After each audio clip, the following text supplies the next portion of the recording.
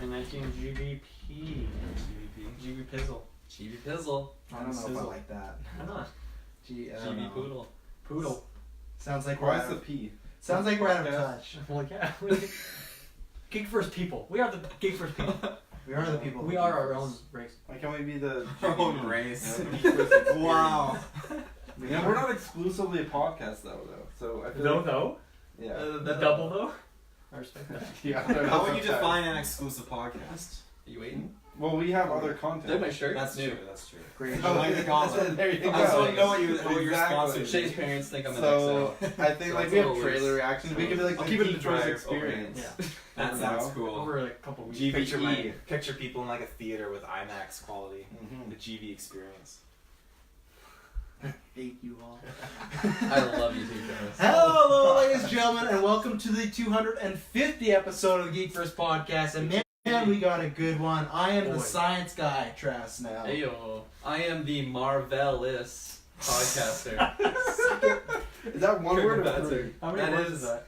I threw in like a second little dash. Marvel. After the first dash. Yeah, So because it's Marvel is canonically two words. That is true. Despite Sam Jackson Right. saying that was I one just changed it word up to a make little it bit. Marvel. Marvel sounds better. But Marvel is, so it's three words. Yeah, now. it's You're Marvel playing on and like the it's- two-word Marvel and then adding a third word. I spice it up. am the filing cabinet Dylan Moss. Heyo. I Oh, thought you were a fridge. Well, I like to change appliances. I don't like I to like do the it. same thing twice. I respect it. I'm the play-by-play Tyler Briggs. I'm the Protector Initiative Taylor Field. What was that little voice? Little intonation? What are you talking about? And wasn't it protection, I thought? No, it's the Protector Initiative. Protector Initiative. Good name change. So, ladies and gentlemen, if you haven't guessed by the I time, thought he changed that name. That would have been a bad email. I would have read the rest of that. Yeah. If you haven't Scrap guessed, this. we are here for the Captain Marvel review. We're going to review it, then we'll get into spoilers discussion. Before you do that, next week we'll have news, but lots of reviews coming this month. If you want to do us a favor, if you like what we do, please subscribe. But also, please go give us a review on iTunes. We're trying to get to 200 reviews because that'll help us hit a certain landmark that I'm trying to get us towards. So Right. that's all you got to do. If you don't want to subscribe, if you don't want to head over to Patreon, that's fine. The review takes 30 seconds to a minute. Just go there, hit a 5-star. If you want a 1-star, that's up to you. But you know, If you're gonna do 1-star, at least justify it. yeah, give And us call a out reason. specific people. Yeah. So please do that. Subscribe, you all. Lots of good stuff. Kyle just did Dynamic Duo. That's back. Next week I'm gonna review Triple Frontier. We're gonna do Triple Frontier. Yeah. That sounds like a wrestling movie. And no, it's on Netflix. It's Ben Affleck, Oscar Isaac. Oh, the wrestling yeah, movie? that does Trying look to make it a interesting. wrestling movie. Wait, sorry, when does it come out? Next week on Is Netflix. Next Friday. I haven't When do got you a do it? definitive Friday answer night? yet. I can wait if you would review with me. Okay. I will double check my schedule and get back to you on that one. I'm still down to possibly doing the Monday as well. Is And it a then- wrestling movie, Travis? Of course. And next It week, I actually think is, because okay. of the events going on with news, we might be doing an Endgame final predictions cast next week because we've seen Captain Marvel, so we have everything. So we got lots of good stuff popping off this month. But you know what's been popping off? Captain Marvel. She's finally here. Lots of people waiting. The MCU's first female solo-led movie. Sure. Taylor, I want to start with you because you've seen all the MCU movies, right? In the theater? No. Oh, which one did you not see in the theater? That'd be Ant-Man. Oh, okay. Yeah. I wish I knew that, but you go ahead. You start. I mean, in his defense, I also haven't seen Ant-Man in theaters. No one did. No. Don't I? Well, you did. I was a big Netflix like years later sort of thing. Yeah, me too. Yeah, me I still haven't seen the second one. Hi, what? Yeah. You serious? That's not this cast though. We don't talk about me on this It's cast. on Netflix, yeah. You I should know. watch that I before know. Endgame. I will. Taylor, I will. That's my recommendation. Please, definitely, please start the review process right Best now. review yet. Best review yet. Yeah, no, for me, I definitely felt like this movie had the same kind of vibe that I was getting for... I'm just gonna restart this. Holy shit. So, the kind of, the excitement level I had for Ant-Man was kind of the exact same I had for Captain Marvel. That being said, when I saw Ant-Man months later on Netflix, I thoroughly enjoyed it. So I took that and kind of applied it to this, where I'm like, okay, you know what, I'm going to put that aside, I'm going to thoroughly enjoy Captain Marvel. And I ended up, enjoying it. There's a few things, though, that I didn't really agree with No. how the Oh, Here we jeez. go. I know, it's the... Sexist comments. Here we go, you pig. As far as, Brie Larson goes as Captain Marvel, fantastic. I thought she was great. I wouldn't have anyone else that, pop off as Captain Marvel. I think... I take Meryl Streep from the 70s. I Meryl think she's pretty Streep? good. From the 70s, though, not in her current age. Oh, okay. but yeah. Really? You don't like Really. Okay. And I do, but I feel like Well, they could I feel like they could do a lot they of can things, de-age her, yeah, right. But I feel like her personality that they kind of like, and it's not her fault. I feel like what they gave her and how to, like, she probably had to like act out certain scenes. I feel like how she had to act. There were certain moments that I just didn't like. How she was too cheeky for a lot of it. I feel like, and we'll get more into it. But then, obviously, from the trailer, she has a Taylor, do you think that's writing or acting though? I don't think it was acting. I think it was writing. I think it's writing. how they wanted her to actually portray and like be. Mhm. I feel like, and this is obvious from the trailer, that she goes through a traumatic experience. And I feel like throughout the movie, that traumatic experience was very minimal on her kind of the revelations and her discoveries. And she was just much more cheeky and go-lucky. And I didn't feel like that fit with it. I wanted to see more of that traumatic experience. Like when you look at like Captain America, you can see over the course of the movies the traumatic conflict he has to go through after having yesterday been frozen and then the next day waking up in the future for him, and you can see the toll it takes on him dealing with all these different things. And I'd love to have seen a bit more of that in the movie, but that's my only beef with it. Other than that, I love Sam Jackson. Sam Jackson in any movie is great. And I loved how he was any movie. Oh yeah, there's a movie called Big Game with him where he's the president. Fantastic. That sounds good. Oh, it's so good. Retro? Oh yeah. Is that where like the Like president comedy? goes on like a It's hunting so good. safari? It's where his plane gets shot down and then he In the gets safari and he has to hunt his way out. well, he's being hunted. He gets saved He's by the big game. yeah, he's the big game. He gets saved by a 10-year-old. So That's there's the twist. subtitles too. It's fantastic. That'd be a good That's like the cast twist. nickname. I like that. Oh yeah. The big game. But yeah, it's it was Sam Jackson. It was great. I love the chemistry with Brie Larson, and I loved the scrolls. They were Scrolls. What was, Scrolls. what was like the main It's scroll's Scrolls. name? Talos. Talos. Yeah. He grew on me. I liked him. Talos. That reminds me of Elder Scrolls. Does it? Why? I wonder why. You done? Yeah. I'll take it from you because I was going to counterpoint you. gonna leave Well, now? no, because I was going to counterpoint it, but I didn't want to interrupt him in his review. And I think Respect. one thing you said Captain America over the movies, and that's the one thing where you pluraled it. Because I feel Plural. if you pluraled it, yeah, best plural yet. If you look at Captain America: The First Avenger, to me is one of the weaker MCU movies, and I feel if you look at origin movies or one of the first off the bat, I think I'm only doing ones that introduce the character, so I'm not counting like a Black Panther or Homecoming. I think if it's just the very first one, I think next to Iron Man, this is probably the best. I prefer it over Thor just by a smidge. I prefer it a lot over Captain America. I prefer it over Doctor Strange. Maybe I guess Guardians would be the only one. I guess I'm not thinking about it like as a collective, but I think it was great. I was very surprised because I actually went back and listened to a cast today that me, Dylan, and Taylor did of the last trailer, and I just remember being so down and being like, Marvel's gonna make a good movie, but just these trailers weren't doing it for me. Especially, it was weird because the first trailer I really liked, then after that was just like kind of a steep decline. I was going in there just expecting to like it on a level like a Doctor Strange or Spider-Man Homecoming, where I enjoyed it, I had a good time with it, but it's not one of my favorite MCU movies. And I loved it. I was very surprised throughout the whole thing. I feel like it's this big combination mix of like the first Thor, Terminator, Matrix, and the thing I love about most, you probably see from trailers, it reminded me a lot of Knights of the Republic, and that's what I really liked about was her story. I don't think it's weird the change she goes through, because for non-spoilers, I don't think it's an arc as far as a big character moment, but I think it's just her discovering what she really is and why she's there and what her purpose is. So I liked it. The supporting cast was great. Sam Jackson was great. Ben Mendelsohn as Talos. I think this is one of his best roles I've ever seen him in, and he's a guy that I feel he's a great actor. I remember when they cast for Rogue One, I was very excited, but I was disappointed in that. I was disappointed of him in Ready Player One. I was disappointed in him big time in Robin Hood. He just always typecasts these movies where he gets a villain role, and it's like he's a good actor, but they just don't give him much to do. They give him a lot to do in this, and then some. As far as cons, I think action is all right, but I think it's one of the weaker MCU movies for action. There's not a big scene, and I think overall there's not a big scene in this movie that stands out. There's great character moments, and Brie Larson, I years ago said I want her for this. She did it, and she did it phenomenal. And that's all I'll say. I like her, the cheekiness. I like that she's just kind of in your face at times. I like that she has a spunkiness about her. I like that she's tough. It felt different as far as when Doctor Strange came out. I felt sometimes they were trying to make him too much like Tony. She is very sarcastic, but it felt in a different way than Tony Stark, so I appreciate that. And we have a lot of quippers, so I appreciate that. So I thought she was phenomenal. The biggest pro is this movie made me like Brie Larson's Captain Marvel, so I'm set for sequels and things like that. I think I'll get into spoilers. I think there's some characters that do not get flushed out enough, and I think the third act is really clunky. There's a lot going on. I think it's a lot of action that's fine, and I feel like the third act for me is the weakest part. I actually like the first act because I've heard a lot of people say it's slow. I like that. I liked everything they did with the first act and then some. So because it kind of had an indie feel, so I really liked it. I think it's a top 10 MCU movie for me. So that's my non-spoilers. Yeah.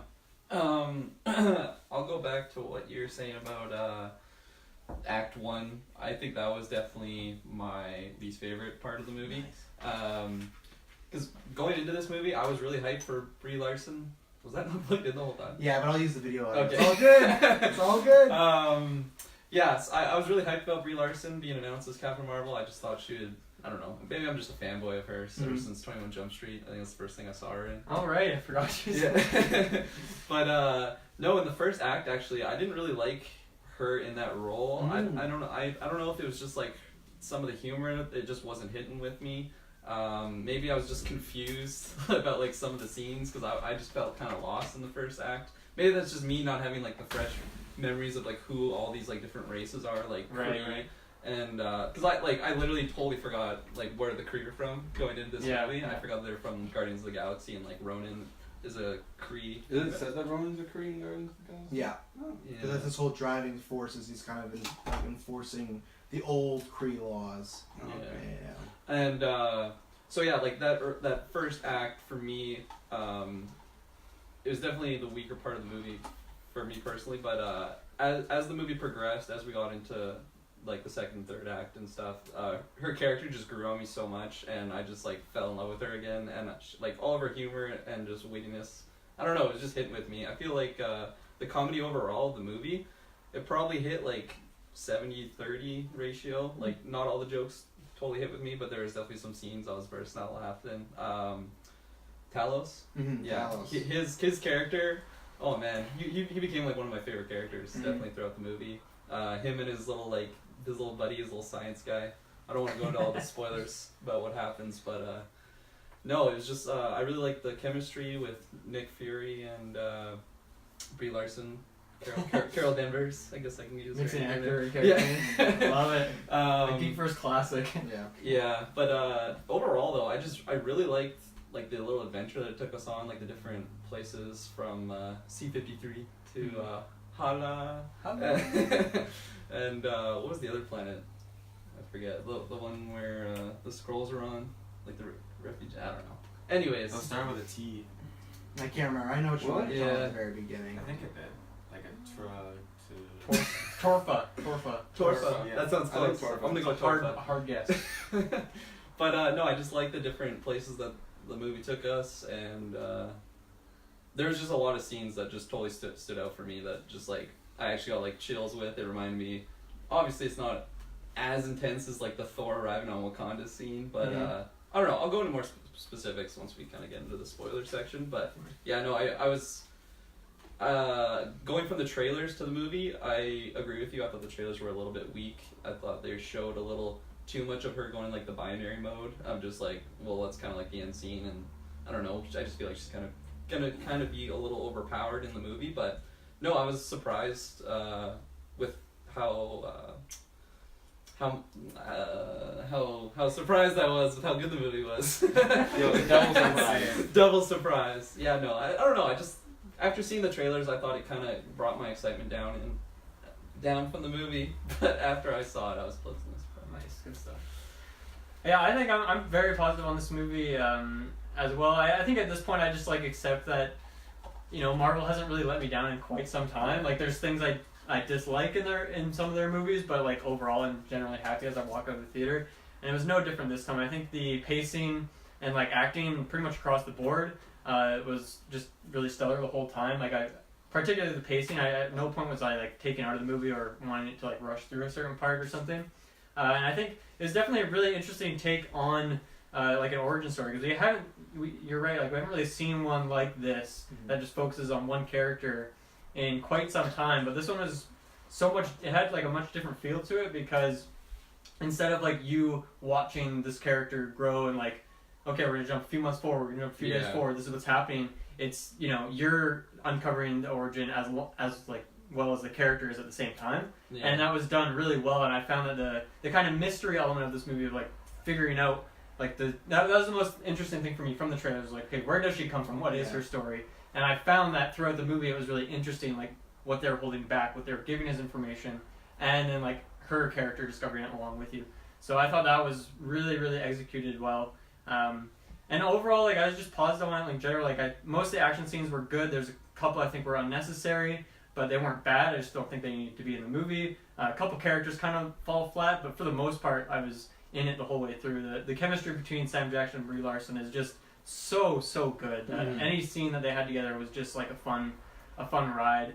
I think there wasn't really any cons for me in this movie until after it was over, and after I was thinking about it, and I was putting my notes together after I got home and stuff like that, and I realized that there's a lot of things with the use of villains in this movie that I didn't really like, and I think on a second watch is probably gonna really drag down the experience for me, knowing what all occurs throughout the movie. So that's kind of my biggest thing to talk about when we get into the spoiler section. But that was kind of my only disappointing section. But otherwise, I just had fun throughout the whole thing, and the way it just gets us. It just gets me really excited for Endgame, which is just around the corner. So yeah, overall another Marvel knocks out of the park as per usual. I just kind of expect that at this point. So until they let me down, hopefully Endgame isn't the one where they finally let me down. What a horrible movie. Or Spider-Man. None of them. I'm just so excited now for all of them. I don't want them to drop the ball. But take it away, Briggs. Alrighty. I feel like I'm sitting on the other end of the couch for a lot of this movie. There are a couple things I did enjoy and I thought were pretty well done, but for the most part, I was a little bummed out about the film. It might have been. I think there's a couple things that I didn't like about it. Would be I don't know if I want to. I'll start with positives. We'll say Brie Larson I think is great for the role. I really love her chemistry, and I think her acting of the character is really well done. I like that she has that sort of cheeky attitude, and it's interesting to see a character that sort of just starts off with all this power, and there's not really and she's. She has the power. She kind of gets to use it eventually, but it's interesting to see this incredibly overpowered character and how they sort of worked with the fight scenes and stuff. Because there's no way she loses any of these fights, and at least so if she's so overpowered, how are they going to make this movie have conflict in a way? And I think that's where the biggest thing for me is where they drop the ball. The conflict in this movie feels very uninspired and. It really just feels like it's not very nuanced and there's not a lot going on. It doesn't feel like there's much of a arc for Brie Larson's character, which for me is that really bummed me out the whole time. I was always thinking alright, so what is she going to overcome? What's she going to where's the dilemma that she's going to have trouble dealing with? And it felt like she just kind of cruised through the whole movie, and that for me made it hard to get invested in her character and invested in her her recovering her past, figuring out who she is, because it felt like there wasn't any issues with it. So I had a hard time getting invested in her story, at least. I think, but again, she did a fine job acting. I think the writing itself was a bit of a bummer for me. It felt, again, just uninspired. It felt like a teen fiction novel writing sort of style. It felt fairly basic, not a lot of nuance, and pretty straightforward.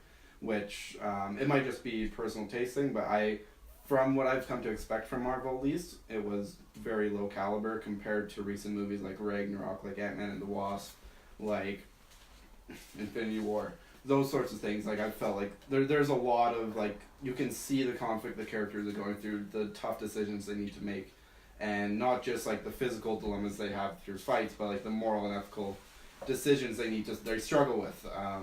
Thor obviously losing his family, that really big character moment, things like that. And then for it to kind of come back to this movie where I would relate it to, you mentioned Captain America, the first Avenger, and I would say it's sort of on par with that. It wasn't a terrible movie, and I did enjoy Captain America enough the first one I watched it, but again, it's not something that, it's one of the weaker Marvel movies for me for sure.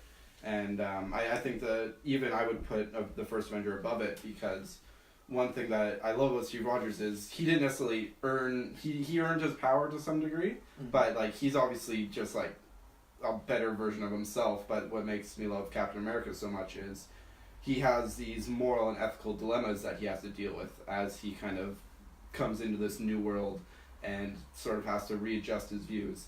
But you have Captain Marvel, and it felt like she came into this really crazy power in a similar sense as Captain America did, but it doesn't feel like she's really changing her views much, or the way she does change them. It doesn't feel like there's a lot of nuance to it. The way she, I won't get into spoilers, but the way she kind of adjusted to the world and her past sort of coming back to her didn't feel like it had any effect on her. It felt like she just kind of went with the flow, and I had a tough time getting invested in the character, and so the whole movie was just kind of like meh. It wasn't bad, but it wasn't like super interesting for me. You're not gonna revisit it at all. Yeah, I don't feel like I need to watch this movie. Yeah. And honestly, like, I have a hard time saying like this is a must watch before Endgame even.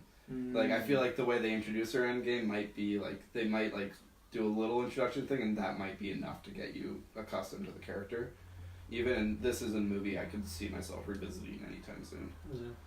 So, anyways, that being said, though, I am really excited to see her in Endgame because I think she does well with the character, and I'm really excited to see what Joe and Anthony Russo, I assume, are doing. Yeah, I'm really excited to see how they write that character in.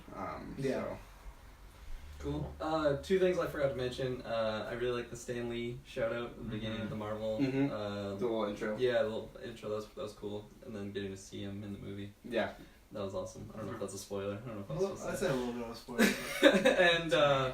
And we're still going to see it for a while. Yeah. I just loved all the 90s themes like throughout this movie, like the little jokes that they had about like the slow internet and like the dial up, and then just like hearing the 90s like songs come in. I don't know, I appreciated it. That was well done. Yeah. They had some good ones. Classic blockbuster. Yeah. Radio show. 3, 2, 1. Unless anyone has anything else to say before we get into spoilers. No, let's do it. Let's do it. Spoilers. So I want to start there because I want to ask Taylor this because I've been waiting for weeks to ask him this, and Briggs was kind of talking about it. Taylor, how do you feel about her powers and whatnot? Oh, there it is. Because Taylor for weeks has been, since the conception of this movie, been worried that she's going to be too powerful. Yeah. Notorious Captain Marvel hater. Yeah. She just blasts through the Kree warship like it's nothing. She's flying. Yeah, where was she in Guardians of the Galaxy? Exactly, Well, they told us where she was. She's Yeah. off somewhere else helping the Skrulls, you know? Yeah. Yeah. The Skrulls are gonna take care of themselves, man. Destroying the Supreme Intelligence or something. Boy. So you obviously still, that was the thing for you still? My focus is not concentrating on that anymore. My focus has shifted now because I've learned some new evidence watching this movie. So her powers came from the Tesseract. So now I totally get how strong she is, whatever, because it came from the Tesseract. That's fine. It's almost But I'm like wondering- Kirkland said they would give you a reason to understand how she's so powerful. True, but still, like she's very I know. insanely powerful, and this is my new problem. Oh, is no. because-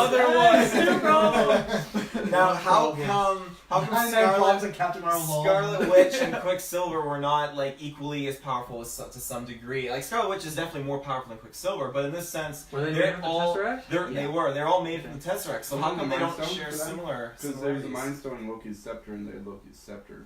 Yeah, that's Oh, true. was it made that yeah, from that's that? true. Because remember they were Oh. cheering that so that they could say that it's a smaller portion. Wait a Blah second. blah. What? And so you have Scarlet Witch from the Mind Stone, but then you also have. You had Vision. Vision. We had Vision from the Mind Stone, and then their thing. Yeah. Is that like some sort of weird It's infinity? very So ancestral. Scarlet Witch and Captain Marvel Wow. to get it on an Endgame. Yikes. It's gonna be a hard cut to. But those They are also from, say those that are from Loki different stones, and Captain so it's Marvel not are gonna get it on. Well, I got a question. Loki's So dead, though. the Tesseract, what stone is that? Everybody's That's the Everybody's dead. That's the space so. stone. So would the Space Stone be less powerful than the Tesseract itself? No, the Maybe. Tesseract and the Space Stone are the same They're the same thing. The Tesseract is okay. what Yeah. the humans called it, as with its containment device. Yeah, Oh, it's yeah. because that's why the first thing Thanos does in Infinity Is there War, he ever- breaks Yeah, the it cube, crushes it. and then he makes. So it's like that's like. There's breaks never down a the scene containment though. form. There's okay. never a scene. Well, is there a scene where Scarlet Witch and Quicksilver get the powers? Like just to show There's how like it's done. it's a post-credit scene where they're like They show did, the like- spear and then they show them in their Yeah. cells. They just They- say they came from. We gave them the powers from. Yeah, maybe Loki's they're staff. weaker because that was like more Yeah. controlled and deliberate, whereas Captain Marvel was like 5 feet from Yeah. that engine when it Yeah. exploded. I also, So I I also mean that's think- kind of like And that looked like giving a pretty reason big to it, engine but- as well. So. yeah. I also think there's the thing is that with the Mind Stone, Scarlet Witch, Quicksilver, it's humans attempting to harness the power and transfer it onto another person, whereas with Captain Marvel, it's a Kree, for example, Yeah. an incredibly advanced person a person from an incredibly advanced race who has this crazy technology that just got like transferred in a freak accident. And we all know freak accident powers are much more powerful than intentional. You Yeah, got Jude Law's that's blood true. running all through you as well. Which Yeah. I hope he's healthy because that just didn't even consent. That's pretty. That's my blood in there. Oh, thanks. Jude Law.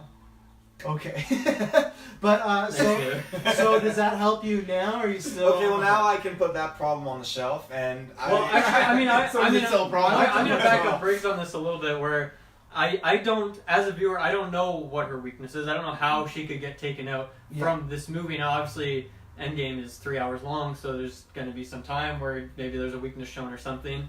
But if it was like, if the only thing holding her back anyway was like a chip on her neck that she could have always taken off, that is really strange to me. Well, I don't I think think it's that. I think it's that and like the exception of her past life, right? As she's somebody that overcomes things. Where this, she can't, like she said, her arm was held behind her back. So I feel like she had to rely a lot more on what do the Kree want me to do, and now it's what do I want to do. So it's kind of yeah, like and that's also a because spiritual. Yeah, I don't know. To me, it seems like I- kind of strange that in 6 years she wouldn't ever take that thing off Mhm. Well, at like she- any point. I don't think she realized what that did though, because she never really used her powers properly in those 6 years. It's kind of showed. Mhm. So Well, she was still- it may not have never, and it may have been like and she didn't know that. But it seemed like pretty much like as soon as you take it off, like it was overpowering. no, because her. they insisted that if you take it off, what is given to you can be taken away. yeah, So Yeah. thought but she'd lose she that. thought the Kree had granted her those Yeah. powers, and she might have Yeah. thought the chip was what Yeah. allowed No, her to have the powers. Yeah, I realize that. But that's I what I think thought if it was originally. that easy to pop off, first of all, I think from the Kree's perspective, that's really sus that they wouldn't like implant it in the I don't brain think or it was something. that easy to pop off. I think it was the power flowing through her and overpowering this thing, which allowed her to take it Yeah. off. But To me, it looked like something you just kind of clip on and off, which Yeah, was very strange to me. I feel like it very easily could have been at least like painfully ripped out and then been like, all right, it's gone now. Right. So. As far as what you were talking, because I was thinking about that last night of as far as her power, because I've been thinking about that the whole time since standpoint, and I have been worried. I don't want them to, because honestly, to be frank, I don't want her to be the one to kill Thanos. If Thanos Yeah. does die in Endgame, and then I'll get a little salty. They already did some like retconning in this movie that we'll talk about to make her really important. Like she's the reason the Avengers are called the Avengers, and I'm kind of like, Yeah. all right, like I'll go with it, but it's kind of like okay, Yeah. fine. Captain Marvel, man. But like I remember thinking the same thing about Doctor The Strange. real first Avenger. Yeah, the real first Avenger. I remember Well, thinking not the really. same. What do you mean? Because this is after Captain America was I born. know. Yeah, but like, he was fucking chilling in the night. Yeah.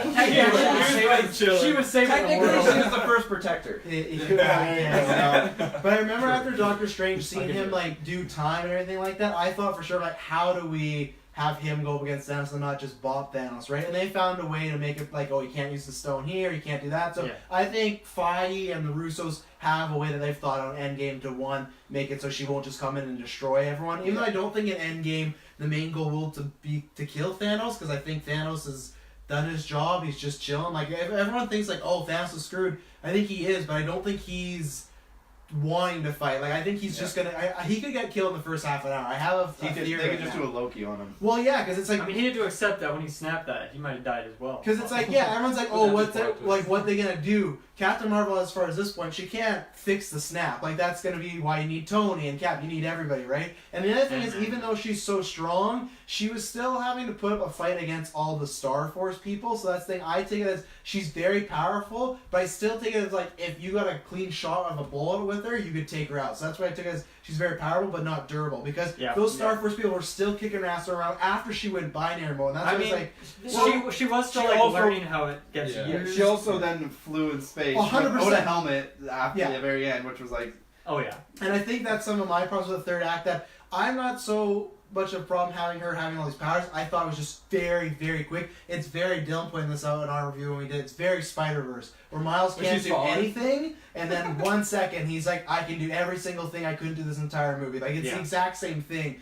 So, I get it. I think if we didn't have a movie that was right before Endgame, maybe we would have had more time. I don't know if she even needed to fly in this movie, because I'll talk about Ronan later, but even that whole thing was, it was a cool set piece of her going around destroying the ships, but that's definitely one of my main problems. We didn't need him let's just bomb this city. It's he didn't need to be in the movie at all. Not at all. Nothing. It was a strange call, even for him to be like, oh, we're gonna come back to for me, her. No, you're not. To me, You're Ronan's dead. inclusion in this movie felt exactly like the way Darth Maul was used in Solo. Where it's like that 100%. character looks cool and we know who he is. So And we know put he him in- dies. We're Disney. Let's shove him in the movie and sell some toys or whatever. He did not need to be in this movie at all. And he was fourth billing. in that scene, fourth billing on the like- poster. like that scene of her flying around destroying a bunch of planes and stuff. That was like classic Marvel, where they always need these big set pieces at the end. But I would have been totally fine with her just taking out the Star Force. whatever their team, Star Force. Just taking those guys out and then having a more drawn out. What I really, really wanted was a more drawn out scene between her and Yonrog is his name, right? Yeah. Yonrog, yeah. Yeah, that's Jude Law. Jude Law's character. Luja. Ludi.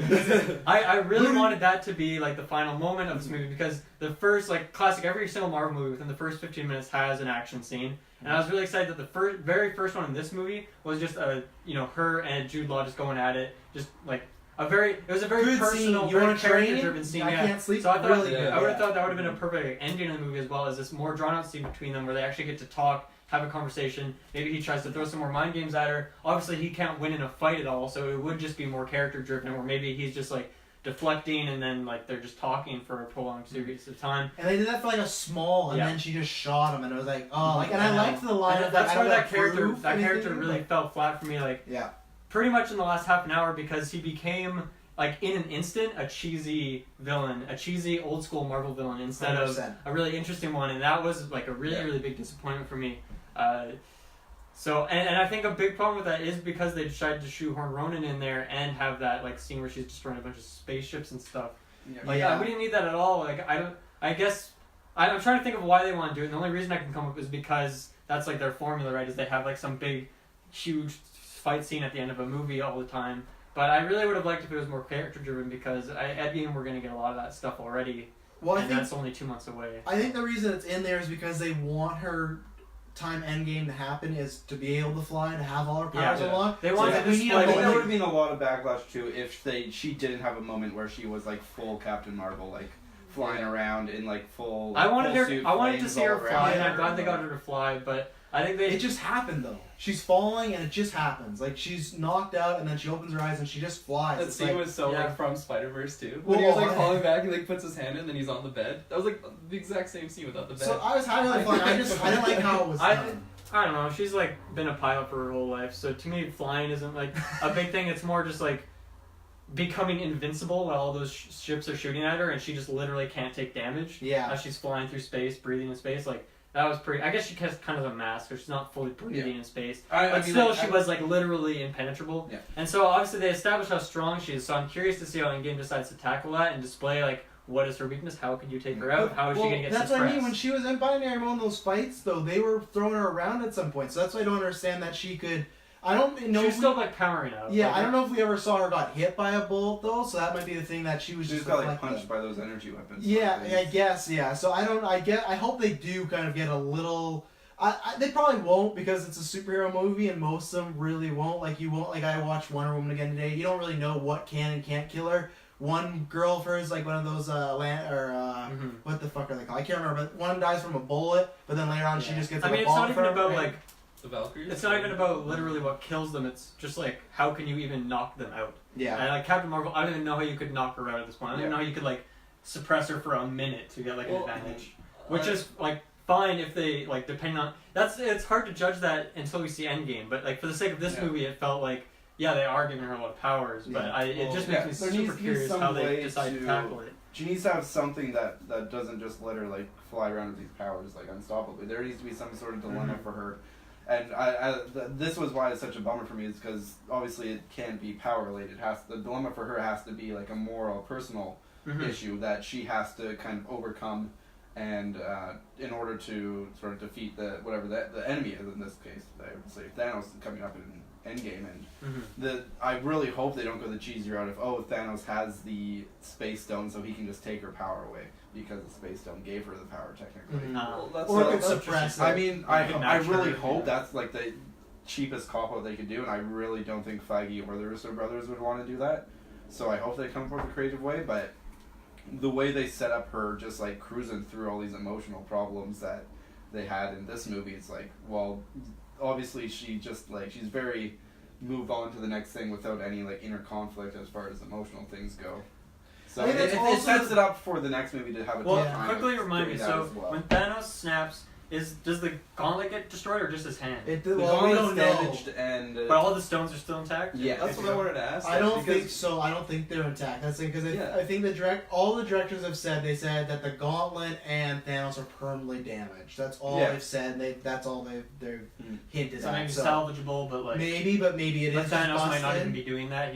Yeah, my theory is that glove Like is one- stuck on his hand. That's Yeah. my theory going on. Because every shot we've seen of him, it's still that burnt glove. So I think it's like fucking stuck, and that really sucks. Well, like Yeah, that's the whole fair. fact of him just like destroying the Tesseract and then obviously just getting like the stone would that not, like is that possible like weaken her powers in any way? I don't think so. I I don't think so because I feel like you take it away. I mean, she or already it's space just- traveled. She already like stone- traveled through space back to the Avengers thing, as we see Yeah, in the movie. you never know. Yeah. You didn't see her travel there. Shit.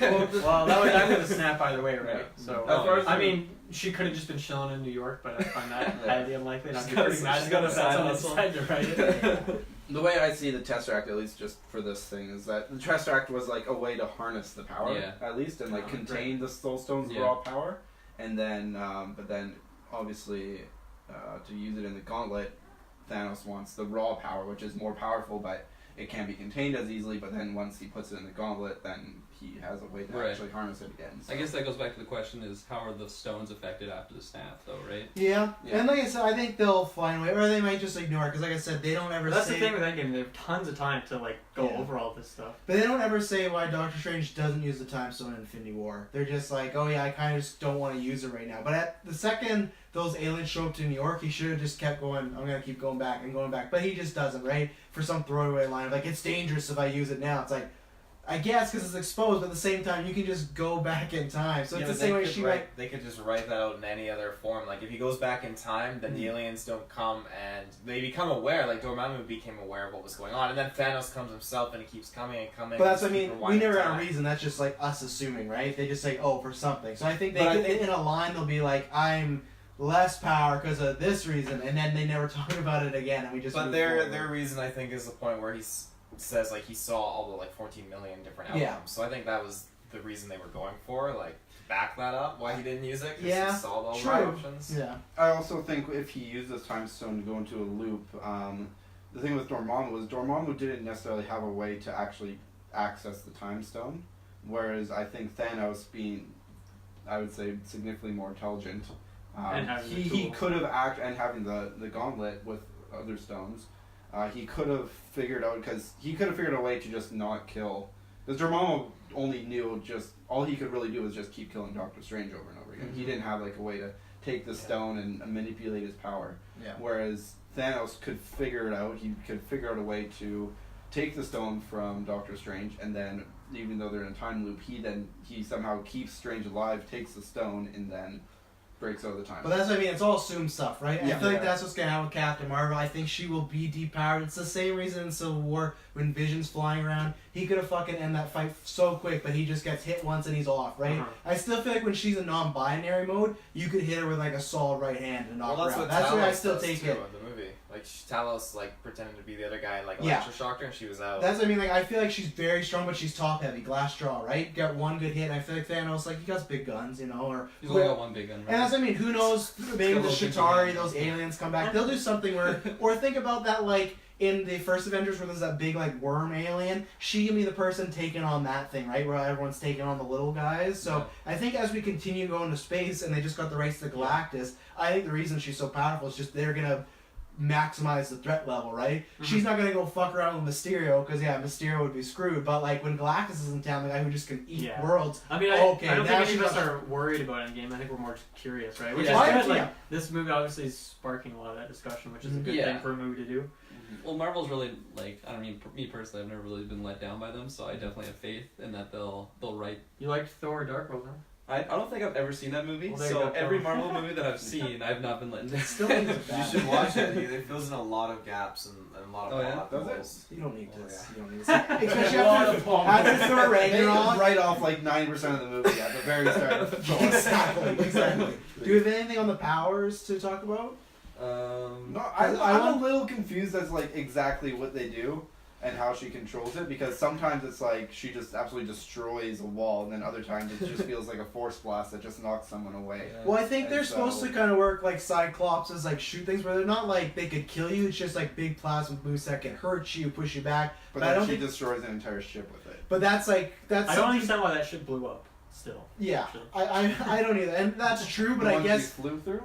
the one where she At the finally very got start? those like wrist Oh, things yeah. off, and then she blew a hole in the wall, and then like for some reason the ship exploded. I don't know if they like Yeah. set it to self-destruct to try and kill her or something. Well, but I didn't see the ship didn't fully explode, just a portion of it. But I thought that maybe I just maybe assumed not, it but was at least a lot of dysfunctional. it exploded. But there, you Yeah. also had like every single scroll on the ship trying to evacuate, so it's like I don't know what's going on here. yeah. So obviously Anyway, we're a little confused. Those with things the don't power linger set, with me. But hopefully it's a bit more clear when we have a bit more time in the sequel, Yeah. because I feel like they, even though it's not directly the Endgame, I feel like they still set up a lot of stuff. Mhm. I wanted to double back to Jude Law, Sure. because yeah, that for me, when I saw my cons, that to me was my biggest con. I thought he was good. I really liked the I setup. thought it of was him. initially, yeah. Yeah, I thought the setup of him was good. I loved the back and forth of Carol and him on the train. Mhm. That was really good, and that's why I'll ask you a question after I'm done. But I liked it all up until I think Dylan kind of said, like, in the middle. He's gone for about half an hour, 40 minutes. He gets one phone call from Ronan, but that's nothing. Especially I was so excited. I'm like, oh, Ronan's going to be, like, the big villain at the end of this, you know? It's going to Yeah. be like a Vader Rogue One moment, and it wasn't. I thought we were going to Yeah. see Ronan's hammer. I think Yeah. it would be cool to see like Ronan actually fight, Yeah. not like a silly fight with Guardians of the Galaxy, but Exactly. like him actually fight and be able to like at least somewhat stand up to Captain Marvel's power. See why he's so feared, right? Yeah. And then so that didn't happen, and then he just very quickly like Dylan said, he feels like old school Marvel villain. It sucked because I thought there was a lot there. My biggest con is I don't know how he feels about her at the end of the movie, because even at the beginning of the movie, I don't know if that's supposed to be a brotherly relationship. I don't know if that's supposed to be a romantic relationship. And I wish Jude that Law? Jude Law Yeah. and her, because I wish at the end we would see that either it's a lot of struggle for him to take her down because maybe he's connected with her, because they hint that that's the person he sees with supreme intelligence, right? Mhm. So it's like that would be tough for you. Like, you gotta kill this person. So I would like that to see. Well, he just says that. We don't know that. We don't know, but I feel like it was kind of. And obviously, pretty much his whole relationship with her, as we know now, is just like him trying to schmooze on her and like use his charisma so she would never catch Yeah. on. True, but the fact that's even insinuated, she's someone important to him, right? But then the second I don't know. I really don't know. Well, that's what Honestly, that's but the then thing it for also me. has him being the one who captured her, and That's my Yeah, problem he with the gave her his character blood, is though. because he gave as much as I did like the first half of the movie, the second half like kind of breaks it for me. And like literally his last scene, he's just a punchline to a joke, yeah, and that's awful. Like they degraded him from like what was a really interesting character. And so I don't really know. And there was parts like when she's on Earth just doing her thing, and they have like a couple like communications whenever they get the chance. I like that there's like scenes where it shows that he's like giving more information than he should. He's like, kind of siding with her, and so it keeps that mystery going the whole time. But honestly, the last like 20-30 minutes just destroys that character for me, and it Yeah. unfortunately breaks like all the things that I thought they were doing well.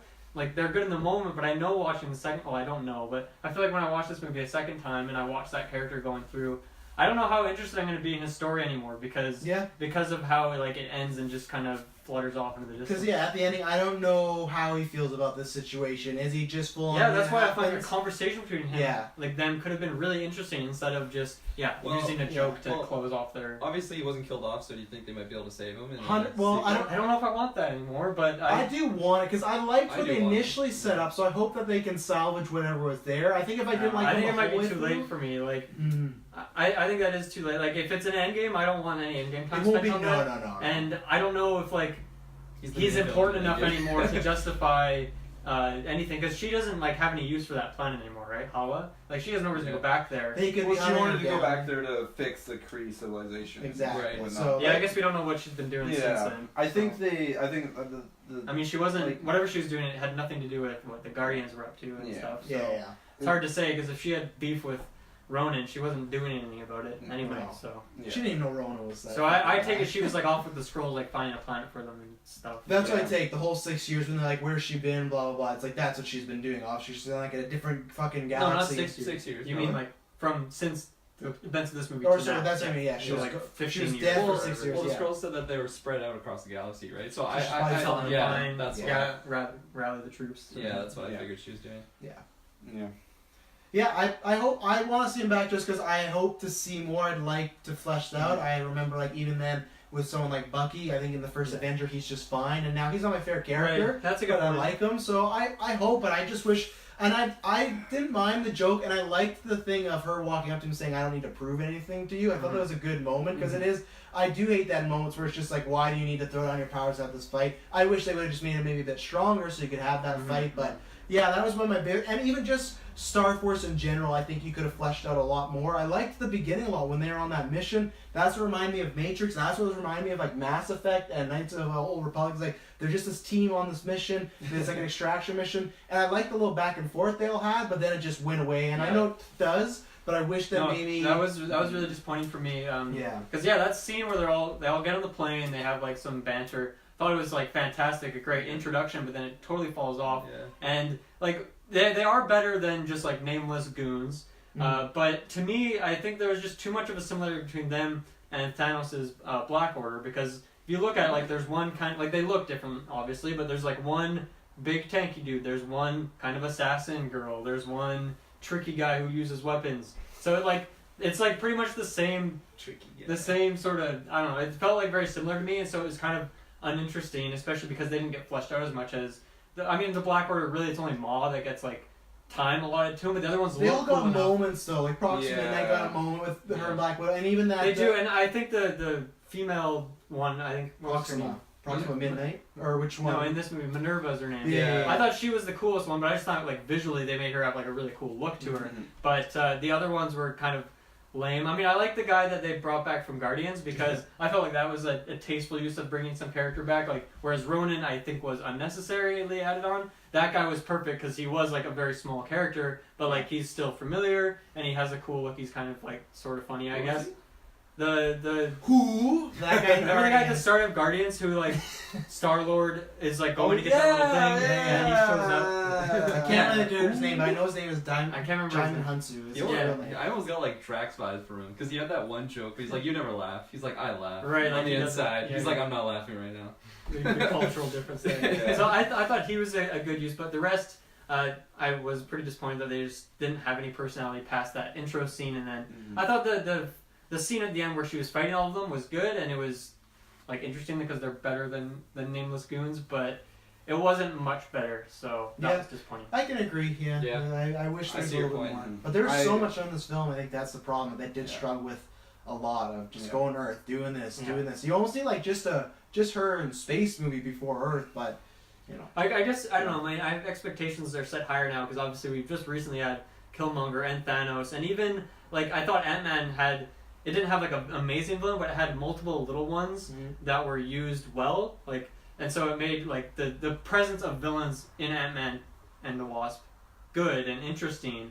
Whereas this movie, it really just like devolved to old school Yeah. Marvel. And you're right. Like it could get better, but at the same time, look at Loki, who like kind of over time and like in the end was like kind of worse than what he was like in the early times. So it's not necessarily, even though Marvel's getting better with villains, it's not necessarily that like in each subsequent movie that they get better and better. So Yeah. I don't know if I'll really ever care about Jude Law's character. And I don't know if they'll bring him back because I don't think he's important anymore. And like think about it, it's been like 15 years. Like what the fuck has he been doing? Who cares? Like I don't know. He got obviously in that snapped, time probably. he could have got like really strong and amassed like an I army. thought you But But the that thing is, you've powers, got Ronan as the one who's like the evil Kree though, and he's already dealt with. What's I fun? thought you were just calling out Jude Law for some reason. They're like, what's he been doing for 15 years? Who the fuck cares? I'm like, wow. What's his it's career not doing? really- Yeah. He's Dumbledore out here.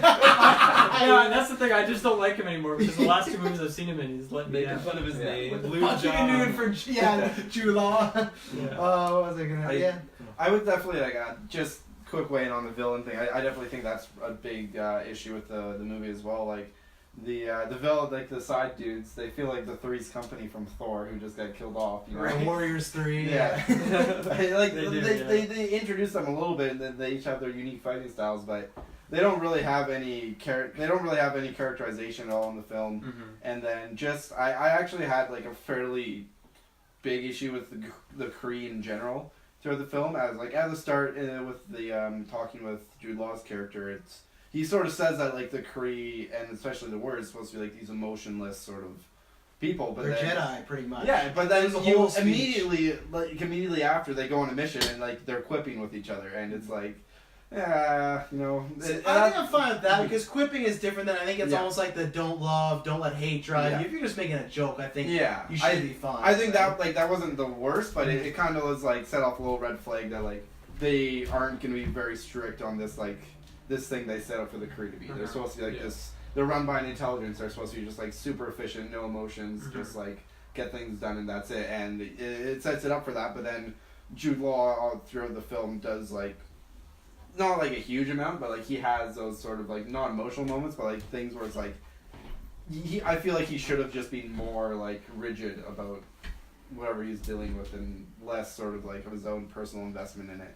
And Well, I took it as like the Kree isn't just like one set race or something, right? Because there's like most of them are like kind of they have like blue skin, Yeah. and those ones are different than like the way Jude Law's. It's like a religion almost, if you think about Yeah, it. Like yeah. the blood in kind of like you an convert. empire Yeah, with yeah. like a bunch of different races in it. Yeah, yeah. Yeah, that's kind of like so. That's where I think having different like personality styles Mhm. makes sense, and I think that they like that vibe came across pretty effectively from that intro scene. Yeah. Oh, yeah, no, that's a good point. Kree they're all only the blue guys, but they said for the most part, I think to explain like all the other people that were different races were victims of Skrull attacks. They were I think. annexed into the Kree. Yeah, so they were brought Okay. in because they're That makes sense. refugees, I think, Mhm. from the Skrull War and stuff Is like that true? Well, that's what they said. Because and they never I'm clarified. would assume I'm the also other curious races- what the motivation is to just kill all the scrolls. I was a little Well, confused. I Or think, they come like, to the their Kree- way of life. The Kree is set up as like a large empire that they're constantly expanding and the Kree nation, or they just Come and up with some reason if to they kill them, resist, yeah. then the Kree will just kill them off. It's pretty much just the Empire. propaganda Yeah, say exactly. that they're fighting them It's for very all Star this Wars. stuff. Yeah, exactly. But the propaganda says that like, oh, they're terrorists attacking our border worlds. I So we love have that to those eliminate posters them. of like you won't know who to trust. You won't like it's just like showing Yeah. people turn. I did like that. I want almost like I'm on Dylan's train as far as like Asgard. I almost want to see more of Hala in the future, and that's why I don't know in the Captain Marvel sequel. Is it gonna be a prequel or is it gonna go forward again? Because you feel like you would almost if she's maybe gonna go back.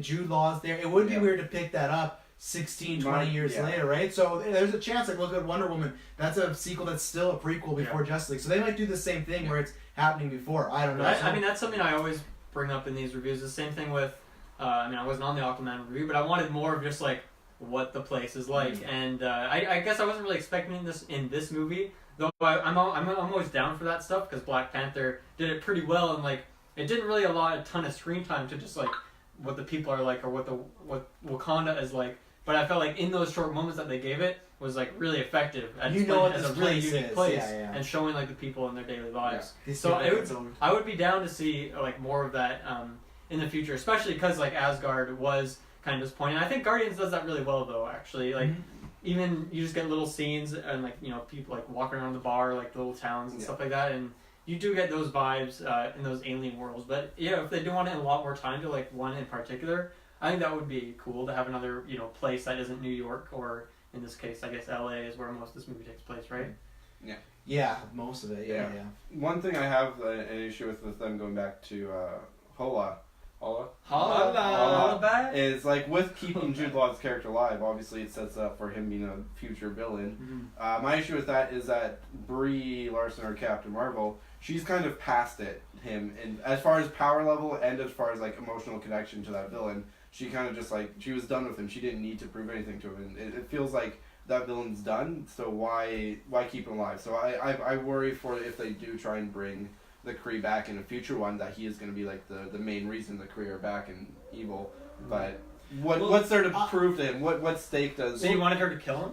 I just don't think they. I don't should think that would have bring him fit back with the at all. character for her. To No, just, like, I don't kill think him she needs or- to kill him, but I don't think he needs to be relevant to the story anymore in a way. And the thing with sending him back to the Kree homeworld leaves that speculation and that option to bring him back, because Jude Law is a pretty high tier actor, and I think they want to keep him. They want to keep him like available to bring back, but I don't think that's a good idea at all. Yeah, I think. I think that's why I wish he was written a bit better, because then if he was more connected with her, I could see them bringing him back, and maybe he's the one who's on the team, but he's conflicted and like, oh, I'm gonna help. Yeah, out maybe or he's whatnot. not the leader, right? Maybe he's kind of like the role that I wish I knew the other guy's name, but the guy that was in Guardians, that goon guy. Yeah, he could be in that sort of role. But and my last point is Red Skull. He was set up to come back, and it's been how long, and he's finally just come back now. So we may never see him ever again, you know. So. Red Skull, yeah, that's true. I mean, Red Skull is like a big Marvel character, though. He's a household name, some respect. The animated Avengers I would movie, say he's like the of villain. like Marvel villains, like he's just a classic. I would More say. than Malekith? Like I guess I always use like my anecdotal evidence because like I knew who Red Skull was before we started watching all these Marvel movies, whereas I had no fucking clue. Yeah, but that's what I mean. If it took that long, to get him back, Jude Law could be waiting a while. And like Hugo Weaving, he's not as big as Jude Law, but still people knew him from like Matrix and Lord of the Rings, right? So they could have just done this like, we don't want to kill Jude Law because she kills people in this movie, but she's not fucking Ben Affleck's Batman. Should be an entire spaceship full. Exactly, but she's not like she Yeah. was trying to stop the weapons though, right? She was trying to like the hammer and come down, like she didn't want that. So you could argue that point where Jude Law, she has no reason to kill, right? Yeah, to send him away, and I feel like she still has some connection to him because she could have just killed him, but she sent him off alive, pretty unscathed. That's the word. Daijin Hudson. I'm getting his name more wrong as the review goes on. I'm not familiar with Captain Marvel comics, but is there like a kryptonite or something that just diminishes all her powers? Because I can totally I don't picture. think so. Okay. No, I was gonna say I can like- picture Jude Law just popping in with his kryptonite stone. They could write that though. Maybe they could find like a suppressor, something like that. Like I think they will find a way. Yeah. Taylor, I want you to go because you're Jude Law big man crush. And did you like Jude Law just because it's more Jude Law being Jude Law, or how do you feel with the character? Because I don't know about that yet. I liked him throughout the first part, like half the movie. What Dylan said about the end definitely made some good points about that I can agree with. Not really Good liking points, them Dylan. Good job. in that sense. Hey, but I very much so appreciate his performance in the role. Jude Law all around. Let's go. Yeah, I don't think he was bad. I think all his stuff was character. No, I wouldn't I put think it was, anything on him. I think it was writing that. Yeah. Like I would say, like I don't think there was anyone who really did a bad job acting in general in the movie. I The just cat. No, what about I the think the character writing Taylor? in general was just not. It's subpar for Marvel. The Like for you, was it the same thing, or is more like because of the ending, or I don't know. The ending, like at the time, I never looked at it as being a bad thing. I just saw, okay, you have this guy who he's smart. He has an agenda, obviously, to support the Kree cause, and he picks his battles. And, yes, it was not written in the very best of ways that it could have been, because I didn't know what was gonna go down. But I thought, like after Captain Marvel just blew up the Kree warship, now she's gonna fight this guy who's got nothing against her. Like, it's kind of gonna be a pathetic battle. Right. And so I feel like they should have had her face off against him before Ronan's warship got blown up. I think then they could have fought, and he could have been defeated, and he could have retreated, and she could have yelled at him like, "Yes, take your message back to the Kree," and then it could have been like he could have gone up into space, and then Ronan pops up and be like, "Oh shit, yeah, I forgot about Ronan. Here he is." Because I did actually forget about Ronan. That was in the script. Cameron said, "Oh shit, there's Roman." It was There he hilarious. is. Poor guy. Jude Law's character was such like a little like aunt to her, because like she basically shot down his ship or whatever, and then she just leaves him to go like mess with Ronan's fleet. Comes back, he's just been chilling, waiting for her. Basically. One Punch Man. Yeah. But I mean, up until like I loved all those moments, with him. Especially like I loved when he called out like the scroll in the cabin or whatever, the sciencey guy scroll, which I hate that he. Oh died. man, they just butchered the science guy. They're like, poor dude. just He's chill getting behind. roasted. Yeah. But for also leading to another thing, from my count, there were 4 or 5 scrolls that landed on Earth, and Talos and the science guy. Talos got away. Science guy died, and then there was the other guy that died who Coulson Sam Baker. Jackson killed. Yeah. So that means there's one or two still left, and I'm thinking, Yeah. They who's got gonna snapped. They got snapped. maybe Yeah. who's gonna have an agenda? You I think know? we should save that for next week to talk about Skrulls when we do that ending prediction. Because Well- I think I it's weird. And that's what I want to talk about too. Is that I didn't like the Jude Law stuff, but I loved the villain twist of like the whole movie. We think it's gonna be Skrulls and Talos are gonna be the main villains. So that's the thing. I wish that the Jude Law fall was better. That's where I almost. Like I apologize for it a little bit because I just love that I was not seeing that coming. You know, they've been talking Really? about them being the good guys. Yeah. And, Yeah, you know, I didn't see that. I didn't see Really? it, especially as a comic guy. They've been villains for years. Like these are guys that take over the fucking Avengers and pretend to be Captain. So like, I think what's gonna happen is there'll be a squad of Skrull that are like, we're not with these. Like we're our own good. Like we are the bad Skrulls. I You know? never had any kind of like influences what they were all about from the comics. Only from what you said, they're bad. They've taken over, identities of Avengers and stuff like that. But throughout the whole time, like watching this movie, just having that knowledge of them being the bad guys, and then at the beginning, just from the beginning, they were thrusted into to actually like fighting in this conflict, and then it showcased them capturing Captain Marvel, and then being kind of like cheeky and funny. From that moment there, I felt like, okay, these guys they don't feel like the bad guys. These don't feel like any other Marvel bad guy. Exactly, and they didn't even seem to full on like instigate or anything. They seem. How can I explain this? There's like two kinds of bad guys. Like you have the Skrulls where they're portrayed as bad guys, but you don't feel like they are actually bad guys, and then you have other like villains like the like not like Thanos, but like the Dark Elves or stuff. They're bad guys, but you can feel that they are actually Or bad Ultron. guys. Yeah. Or I Ultron. know it's not the Dark World. Just No, I'll give you credit for That's no expression is mine. See, in retrospect, now that you're saying that makes all sense to me. I was just sitting there being like, oh, they're making them like really comedic and kind of cheesy. I thought it was just the tone of the movie. Yeah, and that's what I didn't like. I was like, I don't know if I want the main villains to be kind of kooky and funny, and Marvel they like their humor. So I thought that's where we were going. So As someone who had like no conception really of what the Skrulls were like, I mean, I knew that they were shapeshifters and like to travel around galaxies, but I didn't know what they'd be like. I was definitely taken aback by how much humor was used, and at first I was like, oh, I don't know if I'm gonna like this. exactly. But yeah, like that scene at Maria's house, the Rambo, yeah Rambo, like all of that, I really really loved it. All the humor used there. Obviously, like the science guy was really funny, but yeah, I don't know. I ended up being a fan of it near the end, even though it was like quite a bit different than like what I was expecting. I don't know. Like I'm curious what this movie would have been like had they taken a more serious tone with them, and I think they could have. Like I don't know. Is that like typical of the Skrulls? Like are they? No. But I think Yeah, and I think this movie like had enough joking around that they could have gone with it serious, and like maybe it could have been pulled off. But I don't know. Maybe we wouldn't have liked them as much had that been the case. I don't know if we would like Talos as much because his comedy. Talos ended up being a big success. To me, for he sure. was like his comedy. I think maybe was 90% hit for me. Everything he was doing, especially the science guy stuff, was and I was fucking worried good. when I saw that actor because like in recent times I have not liked him in Rogue One or in Ready Player One because he's just been like a very one-note villain. Yeah. But obviously that was the switch up in this movie is that what started as a villain turned into something else. I also didn't realize like that was the actor that was playing him. So when he transformed like the human version of the actual actor, looking back on it, I think that's pretty funny. But originally when I thought the Skrulls. Scrolls. Like a paper scroll. Oh, okay. The Like Skrulls. skull, but with an R. Exactly. Right. It's SKRUL. They- Yeah, Well, it's like actually, Skrulls. I was calling it Scrolls just to try and piss you off. I thought it's Skrulls. It is skull. It's It is Skrulls. Skrulls. Scroll. How would you Oh, spell I'm saying skull? scroll. She sells. It's She scroll. I've been saying scroll just to. It is scroll. No, but it's scroll. The squirrel. It's The not. scrolls. They're squirrels. Scrolls. Anyways. Anyways, the Skrulls.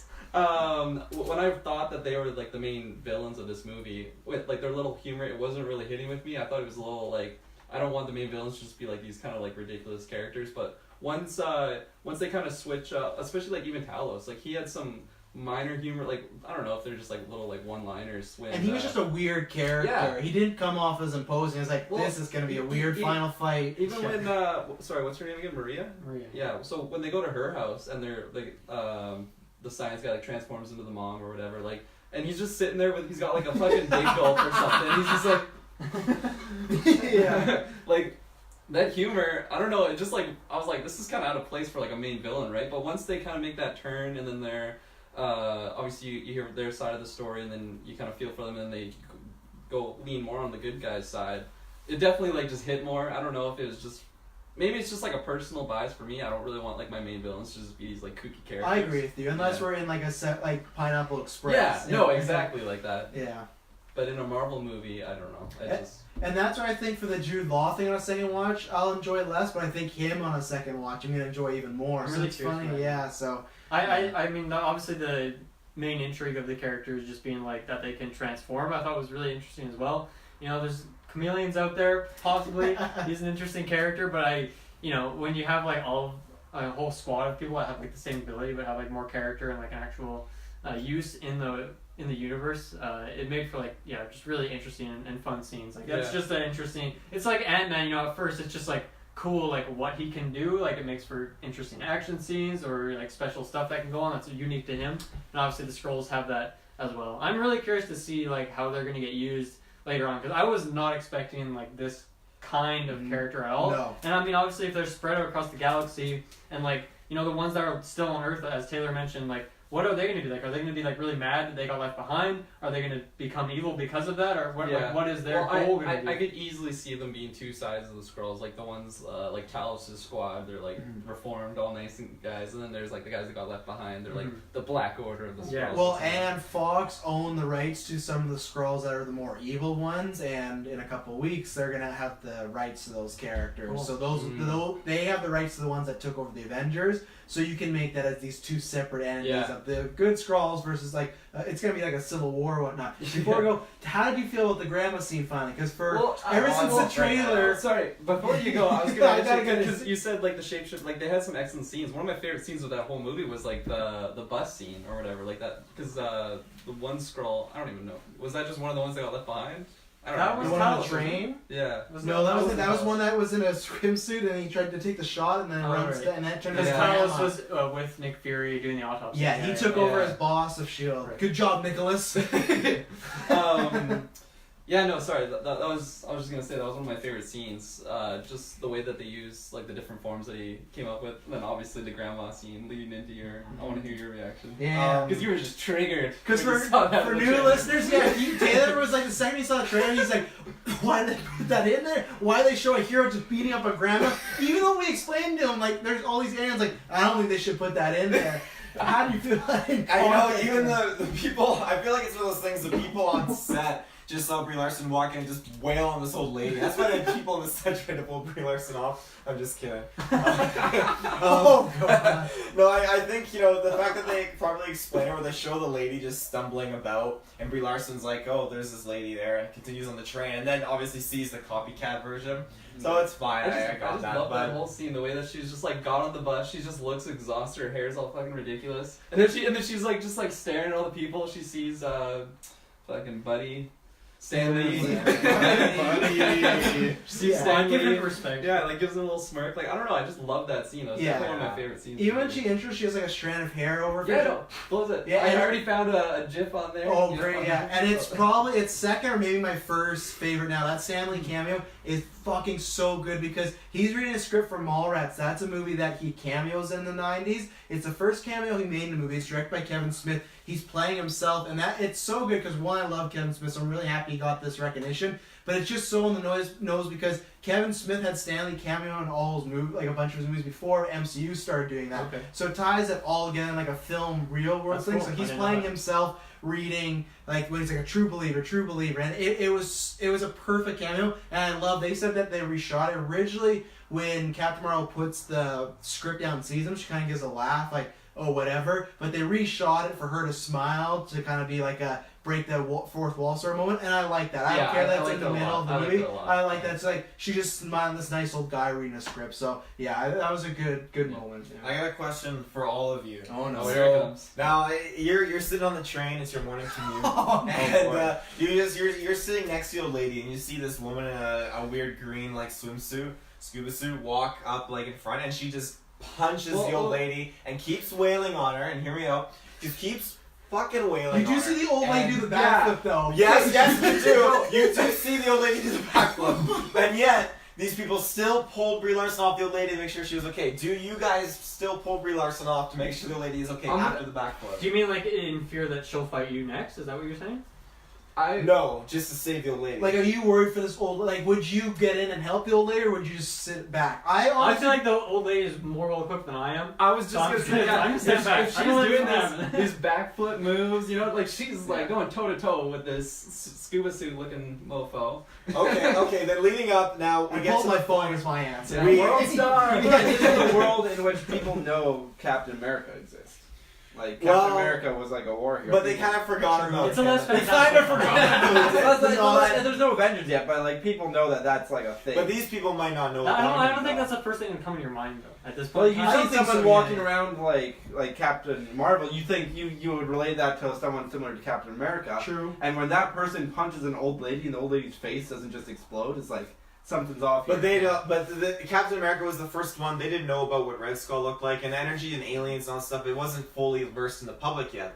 But That's that being true, said, yeah. so now Taylor's that thought a lot about this. I am. Now that you in response to your point, you know she's doing good. She did a flip or whatever. You're gonna leave it how it is. But now after the first punch has happened, she did a flip. Brie Larson, obviously in the movie, she jumps on her and does another punch, and now she's on top of her. The old lady's on the ground on her back. So now, do you I think feel like the maybe people then is pull when her I off? try maybe I No, go in I- for a kick or I something. would start with the verbal, be like, "Hey guys, This is a citizen's yeah, arrest. what's going on here?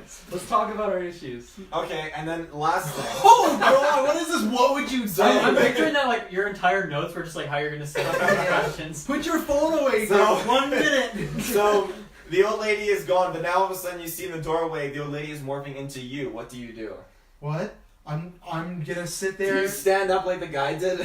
Maybe, but I'm Honestly, I'd fight myself at that point. No one's safe. I don't trust myself. Honestly, I don't think I'd do that. I think I would just sit there in shock in real life, being what's going on. Yeah. So. I'd probably honestly just be on my phone, like playing some games. Don't even notice what's No. going on. Yeah. Play some Angry Unfortunately. Birds. Actually, this was the '90s. I wouldn't have had my phone, so Be reading your script for Wallrats. no, I was a baby. It was Mallrats. Mallrats. Not Wallrats. Actually, Wow. it's 1994. We wouldn't be born, so this question's completely irrelevant. But I'm still 4. I would have been born. 1994. Boom. 1 year Oh, old. I think it's 99 for some reason. One I year think said old. we would be 4. You're not.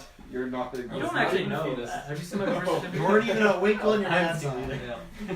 So, where do we want to go next? Or does anyone have anything to say more on Talos or anything about the villain switch up, anything like that? Or we covered? Dylan brought up a lot of good points about the villains. I didn't see too many issues with it until he brought these things to light. Yeah. God, Dylan. No. Yeah. And that's the Really thing. bring down the It wasn't scene. actually when I was watching the movie. It was only like afterwards when I was looking yeah. back on it. No, it was The a lot of good script. points. When I was And looking at the script. when you compare Ronan to Darth Maul in whatever that one Star Like a Wars Disney movie is. dude. That fan Yeah, made. They were even kind of the same, right? They had like a It's distinct so look. similar, especially like they're both dead like after have this cool movie, weapons, so they're not yeah. coming back. And Yeah, then- that line, we need to get her. No, you're not gonna get. That's why. That was my only hang up. Like, will Captain Marvel actually still be a prequel sequel? Yeah. Because maybe he is the main villain there. But if he's not, what was the whole? We need to come back Yeah. for her. You're dead, bro. Like, you're not coming back for No, anything. yeah. So who knows? Though maybe with Endgame and there's time travel, maybe Rowan will be alive. I wonder. Yeah, I definitely wasn't like I definitely Maybe didn't I'm pretty done with that character. I definitely agree. didn't have irks with it until you brought it to light that it was like he literally didn't do anything. Like he did not have to be in that movie whatsoever. It was just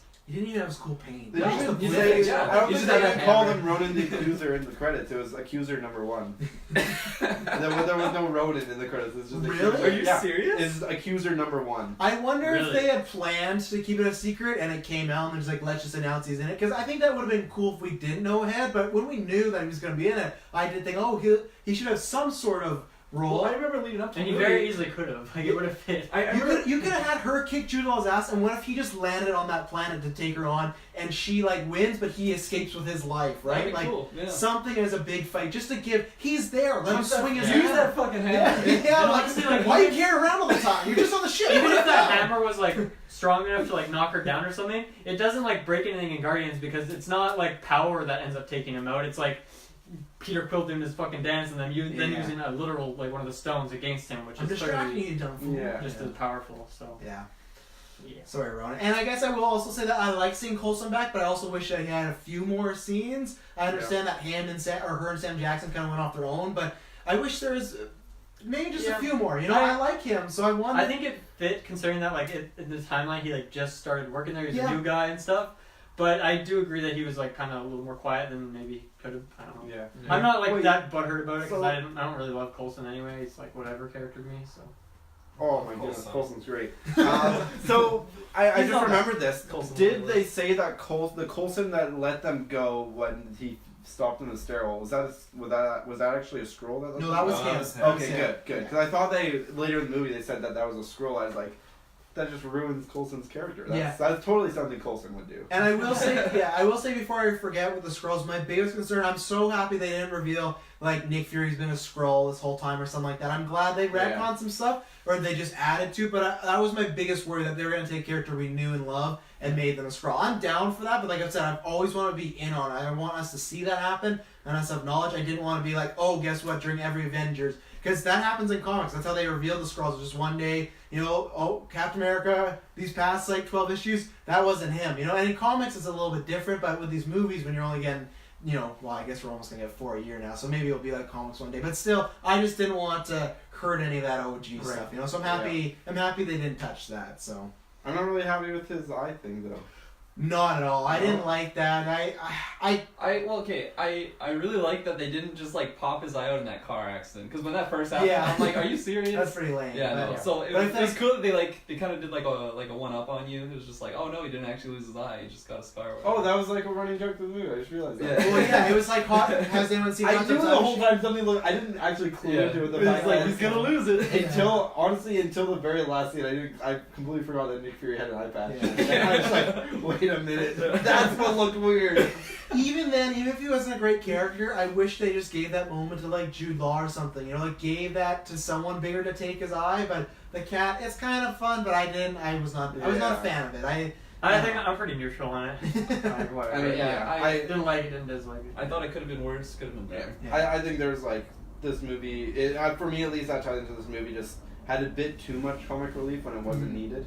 I didn't have an issue with a lot of the clips, but it really, I think, hurt the tone of the movie in quite a few places where it made things. It's like it was a comedic relief moment, but you didn't need relief from anything stressful or intense. I also wanted to mention it's a minor con, but there's a few times that I thought Nick Fury was a little too comedic, and I don't know if they're just trying to have that like chemistry between Carol Danvers and Mr. Fury, but Mr. Fury, but I don't know. I just thought like a lot of scenes when he was like with the cat, I thought it was just like over the top, and it's just like really, no, you didn't. No, I liked it at I first like, until they had a CGI cat, and I was like, I don't know if I want that. Just because it's a Nick Fury that's 20 years younger, so for me, I like that he's not just playing the same guy. It shows that he's kind of still like a little wet between he's not as his hard ears. as yet. Yeah, that's what I like, and He hasn't seen enough shit to be like director. That is fair. He's But still too New York high. hasn't been like destroyed by aliens. I'll have to watch again, but I thought the opposite, where at least maybe the first act to me felt very serious. Taylor appreciated it. It felt very Incredible Hulk, where there was humor, but it was more of a serious tone. It felt more old school Marvel, so I'll wait for it again. But the humor didn't hurt me with Fury, and it didn't hurt me with the movie, and yeah, I liked it.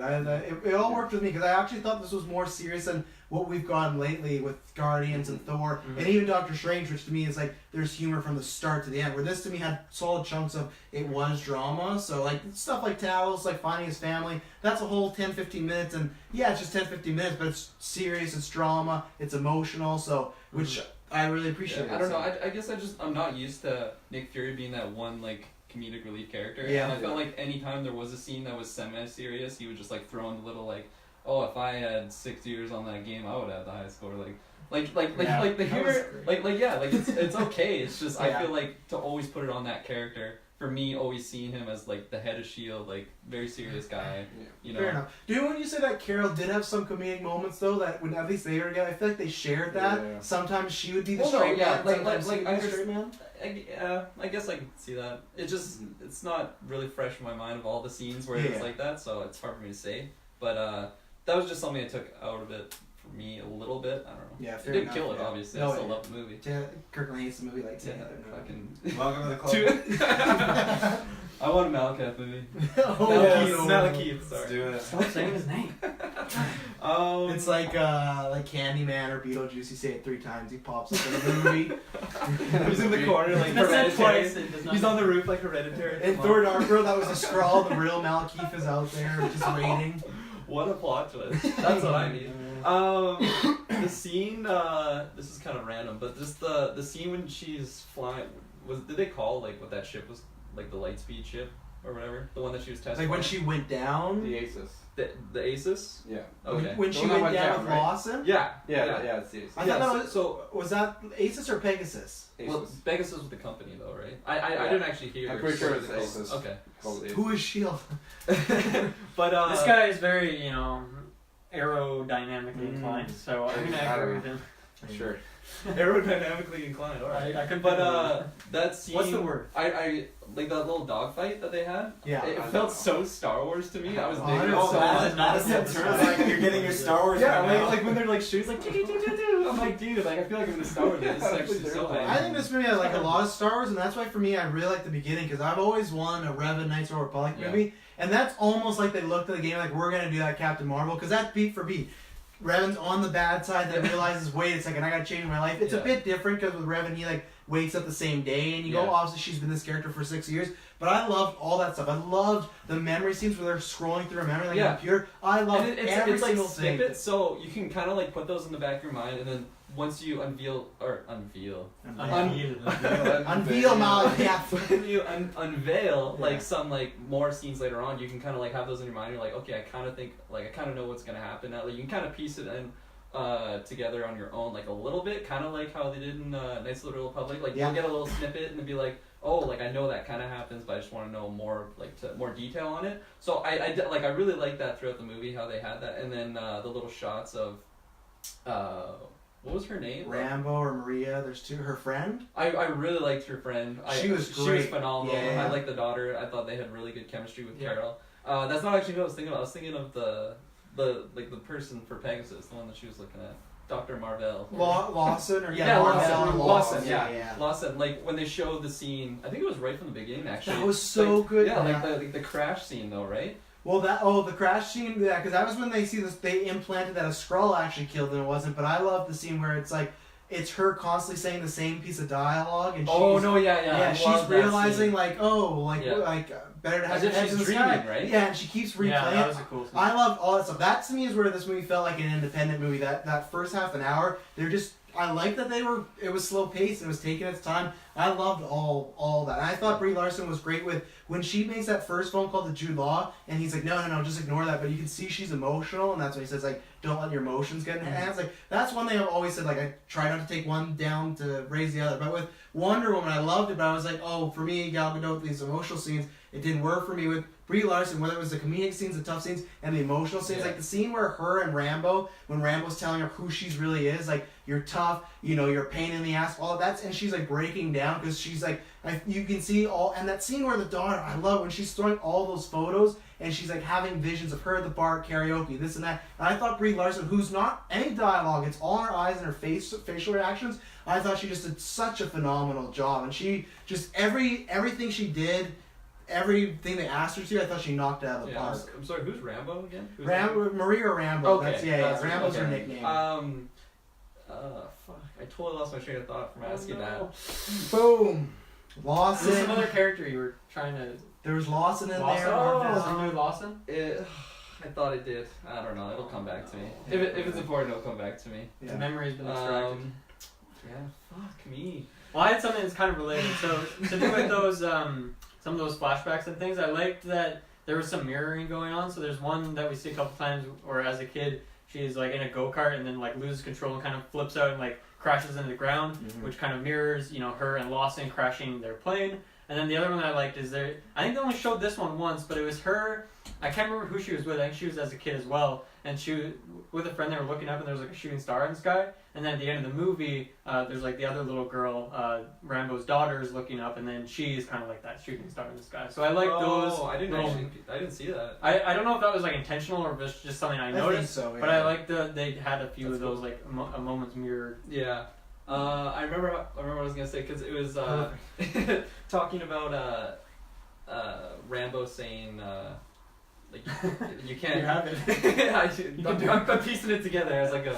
How you said like you like the only thing that matters is the mission and just these recurring themes of like you got to be someone more than just a human. But then she's like kind of talking to I think she was talking to Fury when she was explaining like she keeps getting in trouble for like having those human feelings. Yeah. I liked how they kept like bringing back those themes just to like solidify that she's not a Kree, like she's something more than that. She's like she is human, but obviously she's also Captain Marvel. Like she's just something bigger. And I think that's why I like Rambo because it enforced the human parts and not the weak side of her. Yeah. Which they kind of like the Kree is almost banging down. That's why I love that speech they have in the middle of there. And yeah, I hope we see more of them. I don't know if she's in present day how they're gonna do that because I guess they'll have to old age up the actress and. The little girl, she does at some point become Captain Marvel, so I'm not sure if they will kind of do that. And also, I love how seriously. I don't know if they're gonna do it. Come on, That's empty. there's other Captain Marvel as well. There's Miss Marvel. I loved how she got the suit too. I love that wasn't this badass moment she found some. Just this nice moment with this girl who's like kind of like a surrogate like niece to her, and I just love they're playing around. I love the neon costume. Yeah, that was sweet. I just thought it was like it makes the suit personal to her. It's not a cool upgrade like Tony, and that's why like you saw I'm the guessing those differences. are all like different Captain Marvel colors. There was a couple of them, yeah. Well, you even had that Iron Man. I was scheme. gonna say, everyone laughed when that Yeah. popped up. Like, is it because it looked like Iron Man? Yeah. Or? And I just Red thought one? that the reason she got that suit It was funny just because she was first- like trash talking Iron Man's color scheme essentially. Yeah, I thought it was like because it was like red and like the little star was white. I was like, oh, it's like Canada. Honestly, I first thought it was like a Shazam joke or something. That's what I thought of It that. should say joke. that. I was No, like, I really like that think scene. the The same thing. only thing I was thinking back in my mind, like, dude, give me a Captain Marvel game with all those suits, just like Spider-Man. Oh yeah, Marvel Ultimate Alliance 3. You better have them. She's in there, man. She's in there. Yeah, I'm so hyped now for that. You know, I really It like was that like because Secret War black suit or something. Yeah. we were getting to a point where you kind of knew that they were going to space, so you kind of know that you're getting to that like later action, and then obviously from the trailers you know what suit she has. So I'm like, I wonder how they're gonna like switch her suit up, and then she just like switched the color scheme. I'm like, man, that was sweet. I loved her little Really nice device that costume. she had. I thought that Yeah. was really cool. Reading her memories. Just did everything. Yeah, put that like scroll like memory plant or whatever. that iPhone was. 22. That's probably what that is. Seriously. And honestly, if I would have picked, I full would have been rocking that neon suit because that was fucking. That was Yeah, sick. pretty I love sweet. that. Yeah, even though like That's CG not wise, super stealthy though. So not at all. No, but That actually reminds me of the smallest point that I probably shouldn't even bring up. But at the very beginning scene when her and the crew are like going to look for that like spy, this is at the very start of the movie. Yeah. They're all like walking around, they're trying to be really sneaky, but then their guns are just super. They have like really bright neon lights, like they're fucking laser tag or something. It's like, what are you doing? Like they can clearly see this bright green light held in your gun.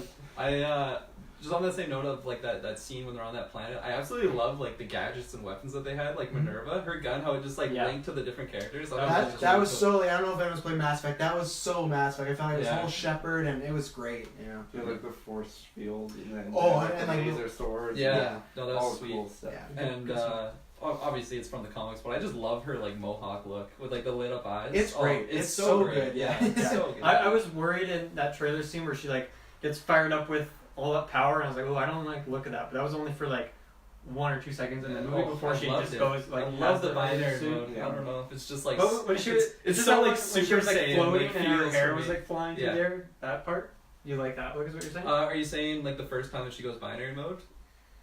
Yeah, I guess so. Because there's like The the- vo- she Like doesn't have the binary mohawk. with the helmet or without the helmet?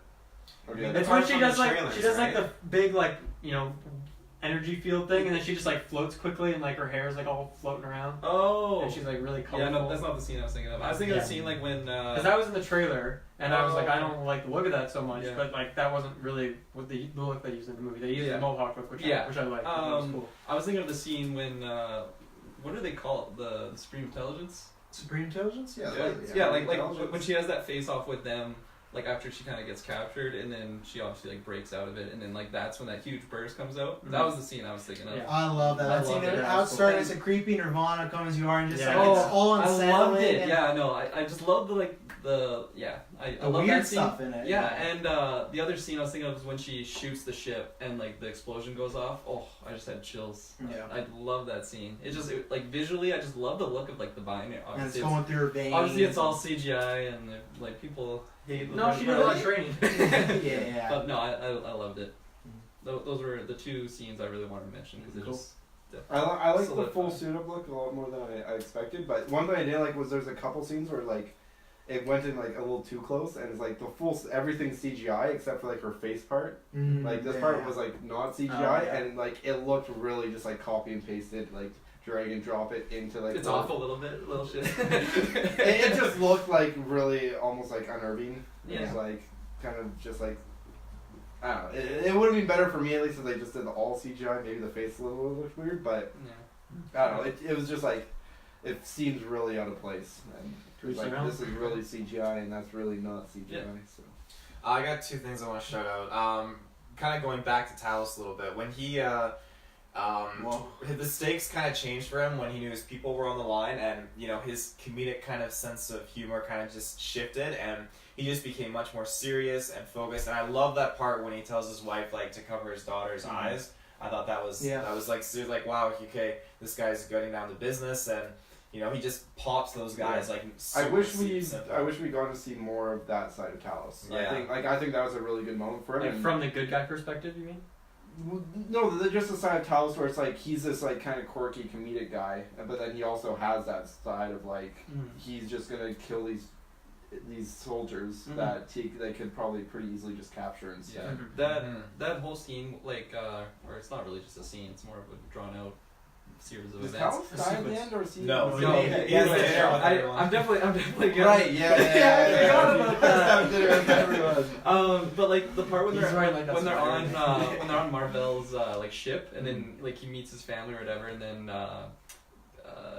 Carol is all like torn, like 'cause she's obviously like that inner conflict of like she's been fighting against like her people not knowing or whatever. and She he's realized like, what she's yeah, done. and then but like she has a back and forth with Talos where he's like, don't worry, like I've done so many unspeakable. I don't know exactly what he said, but it's something along those lines. And I don't know. At first, I'm like, oh god, Talos is switching sides again when he's like doing his little call. He's like, I didn't want to. I was really worried too. I was like, oh, there's some ambush, and then I was like, that's I what I don't was want worried this. about, Yeah, but I think they took. I really like The that three scene. were the good guys the whole time. They took a lot of care of that character, so I have a feeling we're gonna see him again. I really hope so. He's on my top list of characters I want to see again. I just feel that that's why they gave him moments like that because they're gonna use him in the future. That's why maybe he'll be the leader of the good guy scrolls. Yeah, you know? that scene when he mentions to his wife to cover like the was it a female or a male? I'm assuming it was a daughter. Okay. He said dog. Yeah. Okay. That scene, and then like he's basically in the persona of the guard, right? And then he caps the three dudes. I was because I knew he was gonna get shot. I was so worried they're just gonna kill him off. 100%. And Yeah. I don't know if that's just me and my fear of just like I've grown to like that character, and I was just worried that they're gonna send him off because I feel like they do that in a lot of movies. Oh, they do. After Killmonger, no one's safe. Yeah. Well, even like fucking what was his name? Zandu. Yondu. Yondu. Zandu. I thought it was Zondo. That's cousin. Wait, sorry, what is it again? Yondu. Yondu. Yeah. Yeah. So like along those lines, where it's like that kind of like I don't know what you'd call it. It's kind of side character. Well, a that's just, supporting character yeah. that they can kill off because they're never gonna do Talos and he the kind of movie. switches Yeah. sides, you know, and then like you kind of just accept that they're gonna die. So I definitely had that feeling. I'm really glad that he didn't die. Who knows what's gonna happen in the sequel? He would be perfect for a Disney Plus series, like an Oh, episode yeah. of him and his family, because they made him like you were talking about when he's wearing the little jersey, and they're just talking about, oh, I could be your boss again. Like they almost made like it could be like a fucking comedy on the Marvel like show, right? So like like a sitcom. yeah, Just doing like random pranks and stuff and shit. like I don't want like a laugh track, but I would watch that family just do shit. Yeah, and like his type of humor, I feel like it kind of applies to all audiences though. Mhm. Like he gets the kids laughing. Family show, yeah. exactly. So yeah, On the Family Channel. It's just great character. Everyone except Briggs. My other point that I want to bring up is that post-credit scene with the fact that Wow, I was gonna leave that to the end, but you know. wow, Taylor. Oh, Which which one? one? I feel like Which we usually do one? the post-credit scenes, Oh, okay. unless you want to talk about the cat, because it's pretty, you know. It wasn't about the cat. It was just about something else. Yeah, Like, do that last. Do that last. I liked. What do you think about the score? Because I feel like I never ever paid attention to the score, but in this movie it actually like caught me. And there was a few times where I was like, this feels a little out of place, but I felt like that was in like one small section of the movie, but then there's other places that It went felt pretty really strong. unnoticed to me, unfortunately. Yeah. I really like the I'm beginning very rich. when they arrive, the Skrulls on the beach, and there's these cool like little sci-fi music I they're love doing. that, yeah. I liked the first half, and that felt like it disappeared. I didn't mind the songs. I'm on record, maybe I'm not, but I think other than the era one right now, I think 90s is probably one of the worst eras for music, to be I honest. totally disagree, but that's You fine. put on a best of 90s playlist on Apple Music or I love Spotify, there's tons of shit. But so for me, I actually like the songs they picked. I think for me, one of my biggest problems was in the third act. I thought it was clunky, the action and whatnot. But when they played that No Doubt song by Gwen Stefani and the crew, I was not digging it because she's in binary mode, she busts out, and it's like her big moment to be a badass. And then they hit this song and it took me right out. I understand the song is about empowerment and being a woman. I wish they just used that other somewhere else in the Yeah. movie. I wish that's where you get the Wakanda theme. That's where you get the Avengers theme. Yeah. That's where, okay, make Captain Marvel theme, and when she's in binary mode, you hit it right there. So in Endgame, when she pops up, okay, hit her theme. Now it was a to me an intense moment, and they made it comedic, and I didn't like that. And that No, took away from me a lot. I definitely agree with you. I like the song choice. It just felt clunky with the way that it was because they had like intense just like action like music or like music in the background. Yeah, just like, the score. Going yeah, on. and then it just transitioned into that, and then like it wasn't even that long, and then it goes And then it goes back back to and the then it goes back to the score. score. So Yeah. it's like I feel like they just like in the editing process, we're like let's throw this in there, right? Yeah. Because it's just like what girl power or whatever. Yeah. Did they review it? They didn't record that score? Oh shit, we need a song. It's 30 seconds. What do we do? So, Yeah. but I did like the song choice, but it just could have been done in such a better place of the movie. 100%. Yeah. I agree. So. And there was also another scene. I actually don't remember whether it was in the post-credit scene or if it was anywhere else in this movie, but they played the Avengers theme song. It was at the end. When I was got at the end, the so Avengers and hyped. shit. I got That's so hyped. That's what I mean. Captain Yeah. Marvel, she needs a theme, you know? Yeah, they That's got good those to have themes. those themes. Yeah. Yeah.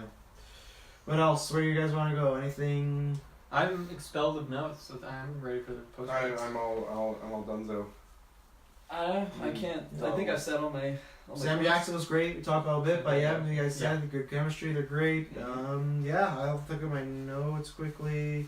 I don't think I have anything. So Taylor, you know what? You can lead us off with the with your end credits. You know? Yeah, so It's everybody's input. I know he brought it up, so I'm giving it back. It's the fact that His how idea. Captain Marvel just kind of showed up with the rest of the Avengers there, I like that. That just goes to show that in Endgame we're not going to have like a half an hour build up to this Yeah. moment or anything like that. It's just a simple, insertion of Captain Marvel with the rest of the team. And She's that's also missing everything. people in those trailers, probably. What's that? In the trailers, all the like Where they're on like the who's field, they're missing. looking up, and they're like, there's like a weird empty spot between two of the characters. Yeah. It's like there should be someone here. You don't remember this? You were the one that brought You were it the one that brought It it was up. Yeah. specifically pointed out from the trailer. Yeah. Remember in the last trailer? Taylor's been stressed out lately, okay? Yeah. You know? In the last. Totally. Yeah, in the last, the Super Bowl teaser spot when they show him in the field in the Avengers Tower, they're always like spaced out a little. Oh weird. yeah. Yeah, that's probably Captain Marvel now. Who's with them? in Yeah, that I scene? imagine, right? Because she's there from the beginning of the movie. That's what you're. Are we sure that's the beginning of the movie though? I think so. I I think think. the early scenes. Yeah, I thought I was jiving with you, but Well, I do if think that's the end I of don't the think movie, they would have then done they- it. I don't think they would have revealed it that hard. They if it did was win like, in the end. Like I don't think they would have just like dropped her there if that's like a midway to. No, definitely. I feel like And it's. they're like still seeing the If count that's of like like a the second, numbers. yeah. If that's like a second or third act Well, it's scene, it's like you don't drop that in. Yeah, like Yeah. when they're looking at like the counter, is that just like them discovering that many people that are gone, or is that just how many people are dying at that moment? I think that's probably. I would guess it's the estimation of how many. Well, I don't know why they do an estimation because you just take the population and say, well, half of it's gone. So they're wasting a lot of time. They're like, They're okay, specifying Jimmy each from the road, he's country's gone. gone. Okay, he's gone. Not Oh, necessarily, Madagascar's right? all there. It's not just like planet Earth, 50% go, right? It's like overall, all beings, 50%. I guess, but with those people with Cap and Black Widow, they've not even been to space, right? So I don't think they would be concerned unless maybe they're trying to track down Tony or something like that. But Okay, I take it When as Thanos snaps, no one on Earth disappears. yeah, Earth, you're good. Well, I mean, I still feel like, I guess, whether or I not guess we're okay with this outcome. whether or not it's This Thanos 3.5 billion people or 2 billion people, that's a big difference, right? So that's why I don't know. I think it's important for them to. I think know it's the more numbers.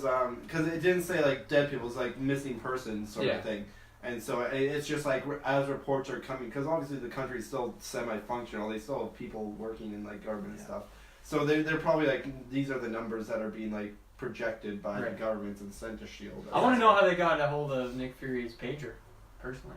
I was They thinking could that too. obviously his vehicle is a tracker, and they probably know where his vehicle Obviously. is. I think 100%. I think that's the way they rate off, right? He was calling. They went, oh, we gotta get Fury. Oh, what's this? This tracker? What was he doing? He's trying Maybe to they're in call Shield. There's like, what is this crazy powerful signal being sent Yeah. from? And then I thought Nick that when you Fury's said tracker. that I spot, thought it was a little like, bit of where a weak Marvel, thing. Captain Marvel would be. I thought you were talking about when they were looking at all the numbers and they're going through the screens of people missing, that they were going through Captain Marvel's screen, like her screen popped up. I'm like, well, that doesn't make sense. How do they know who she is? No. I think it's a smart move to have it start. I assume the movie's gonna start with her there. That's why I do think, in a way, you could not see Avengers or you could not see Captain Marvel, but there is a part where you still have to see. If you skip this movie, you will start off with like, hey, why is she here? How she get here? She'll say a couple lines, but still they reveal this. I like that because, like Taylor said, I don't need half an hour of the movie being like, who's this? Can we trust her? You'll get a little bit of that, but at the end of the day, if she's a friend of Nick Fury and she's like, I want to help you guys, I don't think they're gonna be like, can we trust her? It's Well, like, she was pissed too. yeah, and she has the fucking like comic book suit going on right now. Her logo's changed. If Oh, you've seen it, it's so- it's Well, they'll like, probably try to like fight her or something. She'll just quickly fuck them up. Yeah. I don't think so. I think she'll No. come in and they'll be like, we're just taking in anybody right now. Like, please help. All you know? volunteers. Yeah, they would have took an Iron Fist and he showed up. Like, get over here. You know? So here's another question for you guys: Why? Grandma was snapped. Yes, yeah, she's going. totally. Yeah. If Nick Fury is only allowed to use the pager for emergencies, do you think like why didn't he use it in the attack of New York? Do you I think was he gonna ask- felt confident that his guys could do it. Well, I guess That's this a good is question for sure. To me, maybe this- he did, and Captain Marvel was busy that day. Yeah.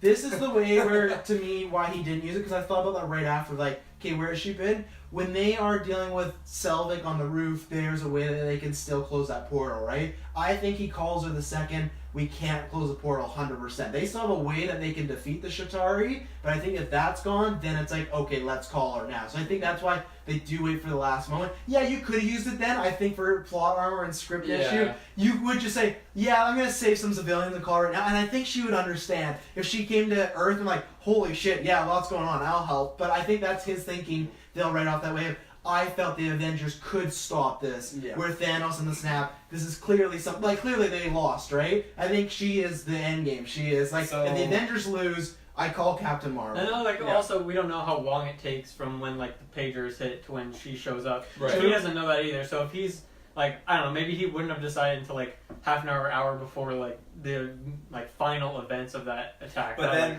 shit would've gone. if that is the case, then you have a nuke that's decimated the city. You have a few like 100,000 people that But are dead. she is trying to save entire interplanetary civilizations, which is on a scale is much Yeah. larger than the Couple ones- 100,000. And the nuke, he didn't really know about the nuke. Remember, they just launched it off. Those people in the room are like, "Oh, we're Yeah. thinking about He it." knew about it. He went and shot the jet that But was he, taking he off. knew. But like, I mean, like that's what Dylan's point is. Let's say he knows and he goes to call, but it's like, well, it doesn't matter because if this nuke drops, Yeah. she's not gonna get here. in She time, wouldn't right? have been, whether he called it like at the start of the invasion or the end of the invasion, she wouldn't have been able to stop the invasion. Probably not with the time, because it goes pretty quick. If they're like, hey, we're gonna nuke this in an hour if you don't complete it, then maybe he would call her. But I think because they're like, we might nuke I mean, it. honestly, okay, let's nuke it. Taylor, I'm on your side. I think you should have hit the button. Yeah, and you're not realistically, wrong. they probably just didn't know they were doing Captain Marvel Yeah, when that no, movie came out. 100%. Yeah. yeah. But like also, Foggy, you know. like if they only had an hour, I feel like they took more than an hour for them to find the pager.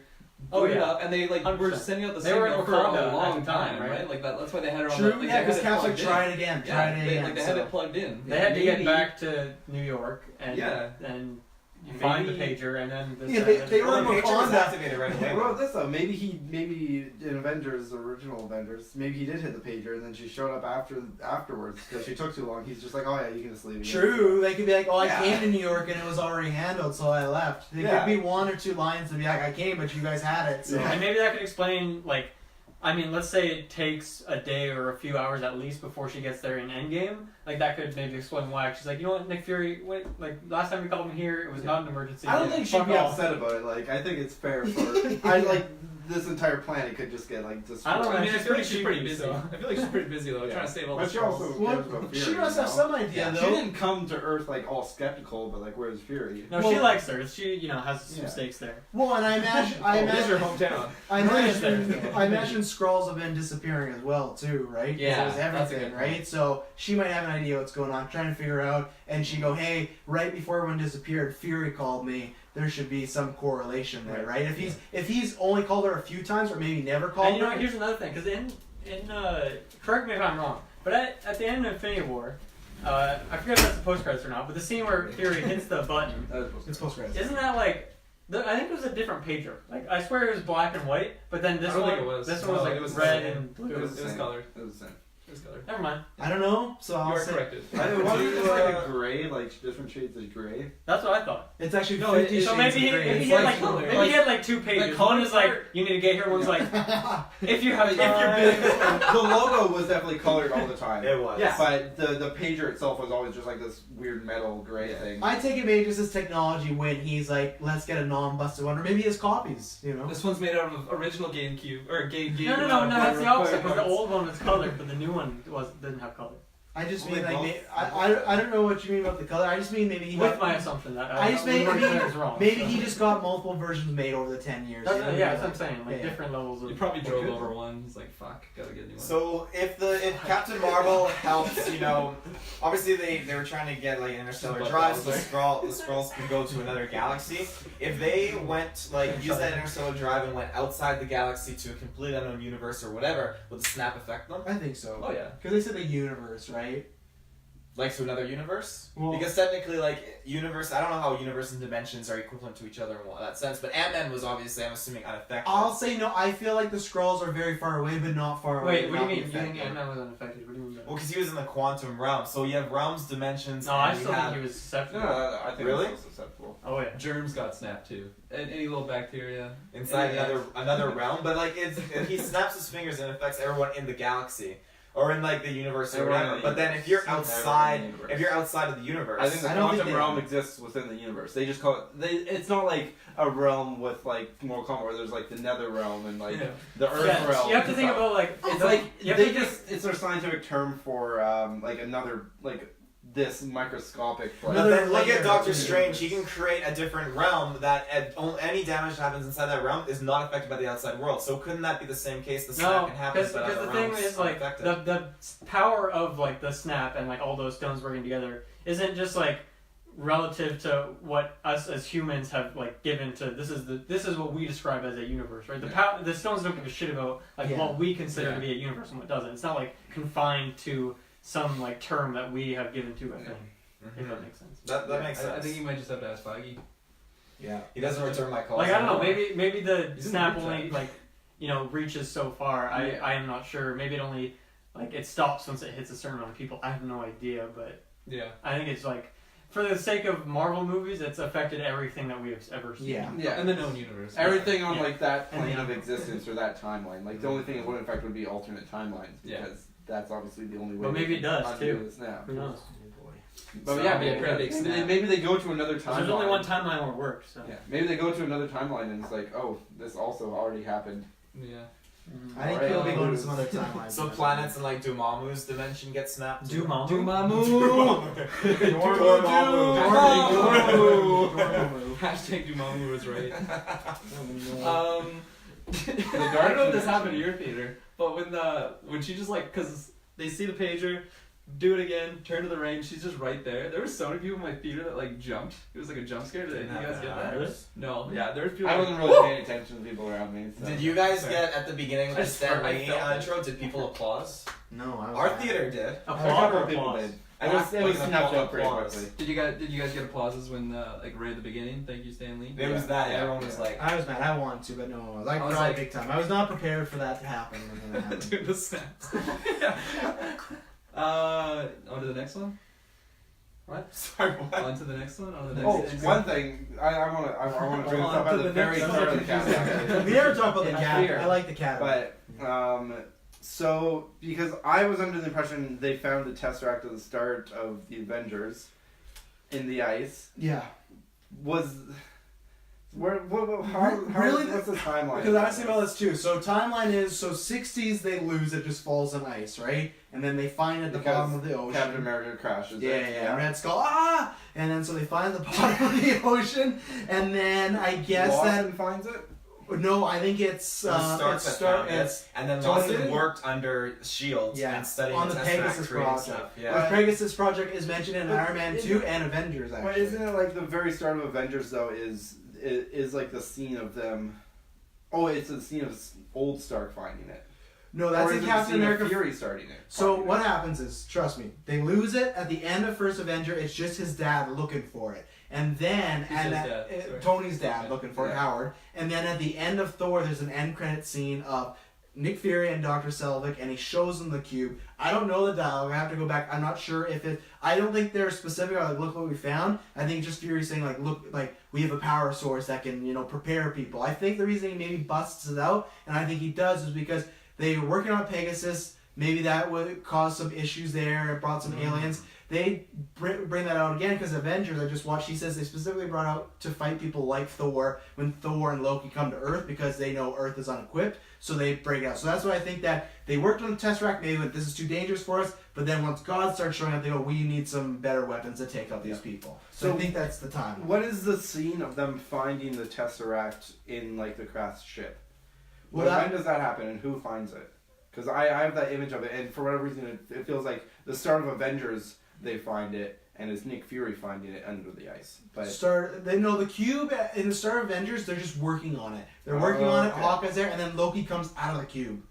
okay, Yeah, they're like testing it, right? yeah. Yeah. So when who finds it when it's under the ice? Howard Stark. Howard Stark. And We there's a assume. scene of that. There's a scene of him looking like it's out there somewhere.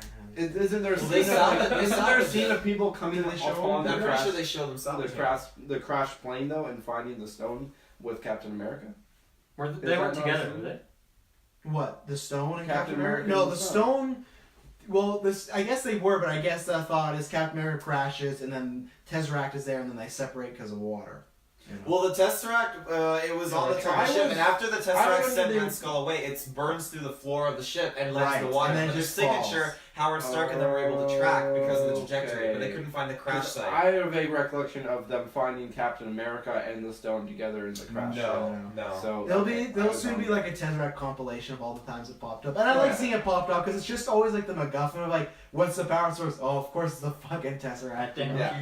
If they never There's the destroy it, classic Earth cube. yeah, if they destroy it, it's gone. That MacGuffin's gone. The dialogue Well, that technically it is destroyed now. True. Crushed it. the dialogue that Nick Fury has with Dr. Selvig is history tells us one thing, legend tells us one thing, history another, but every now and then we find the two kind of coincide or whatever. So see, he doesn't say like, look what I got. So Taylor? So, That was yeah, good, good Taylor. job. Oh yeah. Thanks, Oh. Taylor. How'd you know that? Did you look it up? Yeah. No. When did you watch the movie last? When we did the Thor retro. Wow. I I'm fucking love that I'm Thor. not buying. Dark elves. I don't like the old Thor. I like the new Thor. So that scene though, when the cat pukes it up. Yeah. I was confused, not for the scene, but for someone behind me had a really negative reaction to that. He was like extremely Like he pissed puked off. as well? Like he was like, Fucking hate that. no, yeah, he's like, what? Vicarious pukers. He's like, that just ruined it. He's like, now we know all the blah blah blah. Like, did that? I don't understand I what think- he was talking about. I imagine that fan doesn't understand that end credit scene is still in Yeah, the that guy's prequel probably high world. as shit. So he probably thinks that Okay. that's currently like, let's say Thanos has snapped everything, Yeah. and then like the cat was threw it up. So triggered, someone would be yeah. like, well, how did Thanos have the space stone? The space stone all the time was in the cat's body. So I bet that's what he thinks. I Okay. thought the pacing, it was weird to have a current day end credit scene and then prequel Yeah. again. I will say this to the day I die. I wish they would flip the comedy one and the serious one, because the Endgame one happens and you're hyped. You're like, what's next? And it's like, I like the cat scene, but it's like, I don't know. I know Dylan has a different point of view because you like the comedian, but for me, it's like I want the hype one to end. I think in this particular case, it's funny to me because that's the last thing you see before the epicness, which will be Endgame. is a cat. Yeah, so it's a funny little cliff note. Well, Right? Yeah. Yeah, like that's a good point though, because when the Endgame, I'll just call it the Endgame scene. The When that happens, like I'm just like I'm ready to see this next movie. But then when it goes to the cat scene, it doesn't take that away. It's just like one last laugh before I have to drive home. You know. It's One just- last ride. That's right. But I just thought that was hilarious because his reaction, I was like, because Shay was with me and she's like, what is he talking about? I'm like, I don't know why he's so pissed. That ruined everything. Yeah, I'm like, I don't think it did, but I'll have to ask like tomorrow at the podcast. I don't think it ruined anything. Yeah, I was just like, holy shit. Like, he was livid. Like, out loud. He's like, what? And then he's like, that just ruined everything. I'm like, okay. Probably felt Shut that up. way when the ant I was should playing have. drums, You want to be on the podcast? Yeah. Special guest. We Triggered won't pay member. you anything. If you need to bring Timbits for us. But Famous. and you also leave after you say your part. 5 minutes. Anything else? Or final I'm thoughts ready or for rating? Endgame. I am too. Endgame out, baby. My final thoughts is I love this movie. I think I do have a bit more problems as we've talked about now, but there's something I need to rewatch. I just remember that there are some problems, but the stuff that I loved, I really love. Like when we were talking about the emotional stuff. And the big thing, I remember when I saw Thor and Captain America, where I was like, those guys did good, but I didn't feel right away those were those characters. Took some growing in. Right away, I felt this was Brie Larson. Talos to me is one of my favorite MCU characters now. Maybe he's not in the top 10, but he's up there. I want to see him again. I liked the villain twist, but obviously there left some stuff on the floor with Jude Law. And I also wish maybe we got some more stuff with her and Lawson, some more flashbacks to establish that relationship, because it was very quick. And I liked how they had Lawson as the supreme intelligence, though. And, Yeah. you don't even know who that is when they first show Yeah. it. Mhm. I really like that. I like that. I wish we just got to see them bond a bit more, because obviously that's who she sees, and Annette Bening is a talented actress. So I do have cons. It's not a perfect movie, but I loved it. I can't wait to watch it again. Right now I'm giving it a 9 out of 10. It's in my top 10 right now. It's fighting with the 10th spot. That's Thor, so I can't wait to do a double feature and decide. But The first yeah. Thor? Yeah, the first Thor. Yeah. I love this movie. Like I said, I love That's lower. That's the last. I love the tone. I felt it was a bit more serious than other ones. I liked the indie feel. I liked the slower moments. I like the emotional moments. So yeah, I love this movie, and I was very surprised, and I'm very happy because Civil War was great and it had this just this great momentum. But then for me, like I had like Doctor Strange, Spider-Man, where I liked it a lot. But now it's like since Black Panther, we had Black Panther with Ant-Man and the Wasp, we had Endgame, and then Infinity War, and then we had this, and then Endgame. To me, it's like I thought Civil War was like the prime era. Now it's like they've upped themselves again. And it's just like to me, they're just in there. They're at the peak right now. Like in a few more years, maybe it's gonna drop down. We'll all remember that. But since Civil War and on, they've just been killing it, and they're just making movies I just fucking love. I just love them. So. Yeah, a 9 out of 10 for me. Great movie. Can't wait to see it again. Cannot wait for Endgame and to see her. I can't wait to see her with everybody. I can't wait to see her interact. So Yeah. What's the date on that again? May. April 26th. April 25th. 26th. 28th. Please make it the 28th. April 28th is when that comes out. So it comes out. No, next- it's the end of next 26th, but month. it's the 25th. Because it's Thursday. Still, Yeah. that's end of next month. Yeah, That's pretty a insane. month and some change. It's very close. Yeah. I enjoyed the movie. I will be seeing it again probably this weekend. I'll take my dad to it because I like to keep him in the loop for the Marvel movies. You and never stuff. bring them on opening night, eh? No. No. Wait, either we podcast that night or the next night. I don't know. I just kind of keep that open. I don't want to just dine and ditch with my family if I take them to a movie. Shouts out to the I want to be able to talk to him about it and stuff. And plus, I love those matinee shows. Avengers Infinity War during the matinee, it's a totally different crowd. Matinees are wonderful. It's totally different Very crowd. good. Got all the Matinees old are the people. best. Oh yeah. Why are you hitting that senior? Honestly, that's another thing I have to say. Oh, Not here it comes. Here it comes. I just want to say, the past few movie experiences I've had have just been absolutely shit. It was nice to sit in a Marvel movie because opening night Marvel fans have an appreciation for what we're watching. I felt like I'm in there, everyone else has the same kind of mood and It was a good same crowd. kind of mind. It was a No- good crowd. no kids there was were no fighting. kid I fucking can unloading their stuff in their pants next to me. Like it was- Unloading themselves. Yeah, Good it- man. it- Check out the first 50 minutes of our Lego Movie Part 2 Oh. review. I will definitely check Some that out. kids shit their pants? It was the I will fucking actually. I will link you. Oh. I made a Facebook clip of it. I will link you guys. Oh my God. Oh, It was jeez. But It was anyway, funny. You've had a lot of unfortunate circumstances with I shit have. in recent times. even like Jigsaw, the guy next to me, like Jesus. What was he sucking dick? What was He that? was fucking on his phone. He wasn't sucking. But he was like, slurping his lips. He's a slimy individual. Every time he touches his phone. What was that? We were at some movie like a few months ago where there was some kid just like throwing down on his drink, but like his drink was clearly done an hour ago, but he was still searching for that. He was going for one last ride. It's when like every 20 minutes you go for another sip because the ice melted a little bit. Yeah, From I've- the sip. I've You get been like there. that rattling noise. I've of been the ice guilty of getting that. moved around, and, like Yeah. the little bit of the bottom of the straw, and it's just like, Yeah. oh, you don't like it. It's not great. Yeah, No, no, I wait, just. wait at least an hour between sips when it's just the ice, because then it's like there's enough liquid for it not to rattle. An hour between rounds. Yeah. Jeez. I've just had some bad experience. Even Bumblebee, the guy snoring in the back was brutal. But like, it was just this movie though, and the atmosphere was great. And I really enjoyed the movie and everything. For me, I'll give it like I'll give it an 8. 8 out of 10. Higher than I thought for Taylor. I thought it was gonna be lower on. I thought it was gonna be like a 6. I was gonna get 2.5. It was, but then Jude Law. Yeah. Jude Law. Jude Law instantly bumps any score up. Oh yeah, he's just handing people out his blood, you know. So Yo. Taylor wants Oh my god, for sure.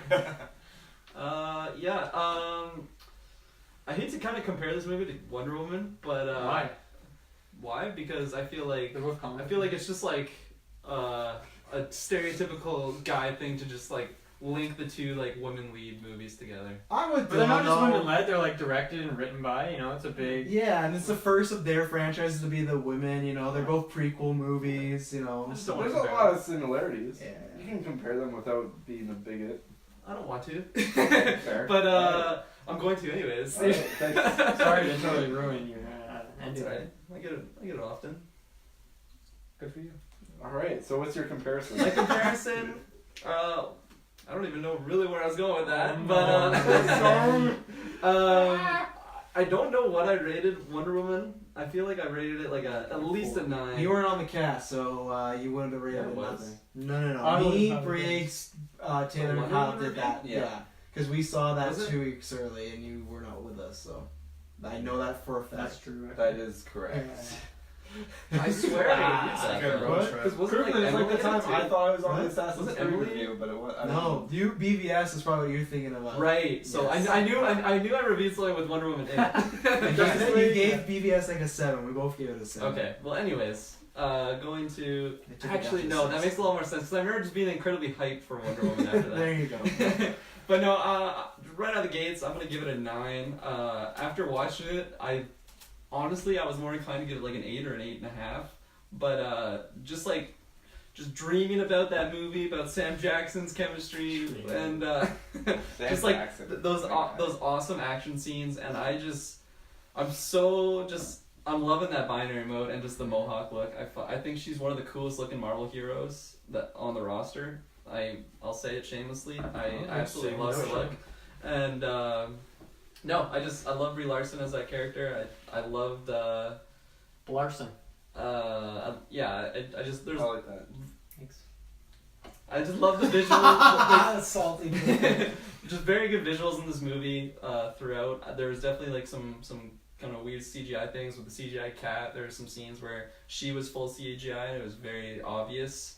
But you know what? There's just a lot of points that carried it. I love the little adventure that we went on. Like we went on like 3 different planets, and I love that stuff. True. The Star Wars like feels with the little dog fights that they have. Just a lot of high points. So yeah, I'm gonna leave it at a 9. I'm really excited to see it, and I It's a just good place to leave something. cannot wait for Endgame. Mhm. It's just yeah. I see like Tyler's points how like we didn't necessarily need this movie like before Endgame because like it's obviously just like an introduction to this character, kind of like how they had the Wonder Woman origin going into Justice League. Like Yeah. you probably could have just gone BVS to Justice League with that character. Obviously, we love Wonder Woman so much more after seeing Wonder Woman solo. I'm not degrading the movie from that.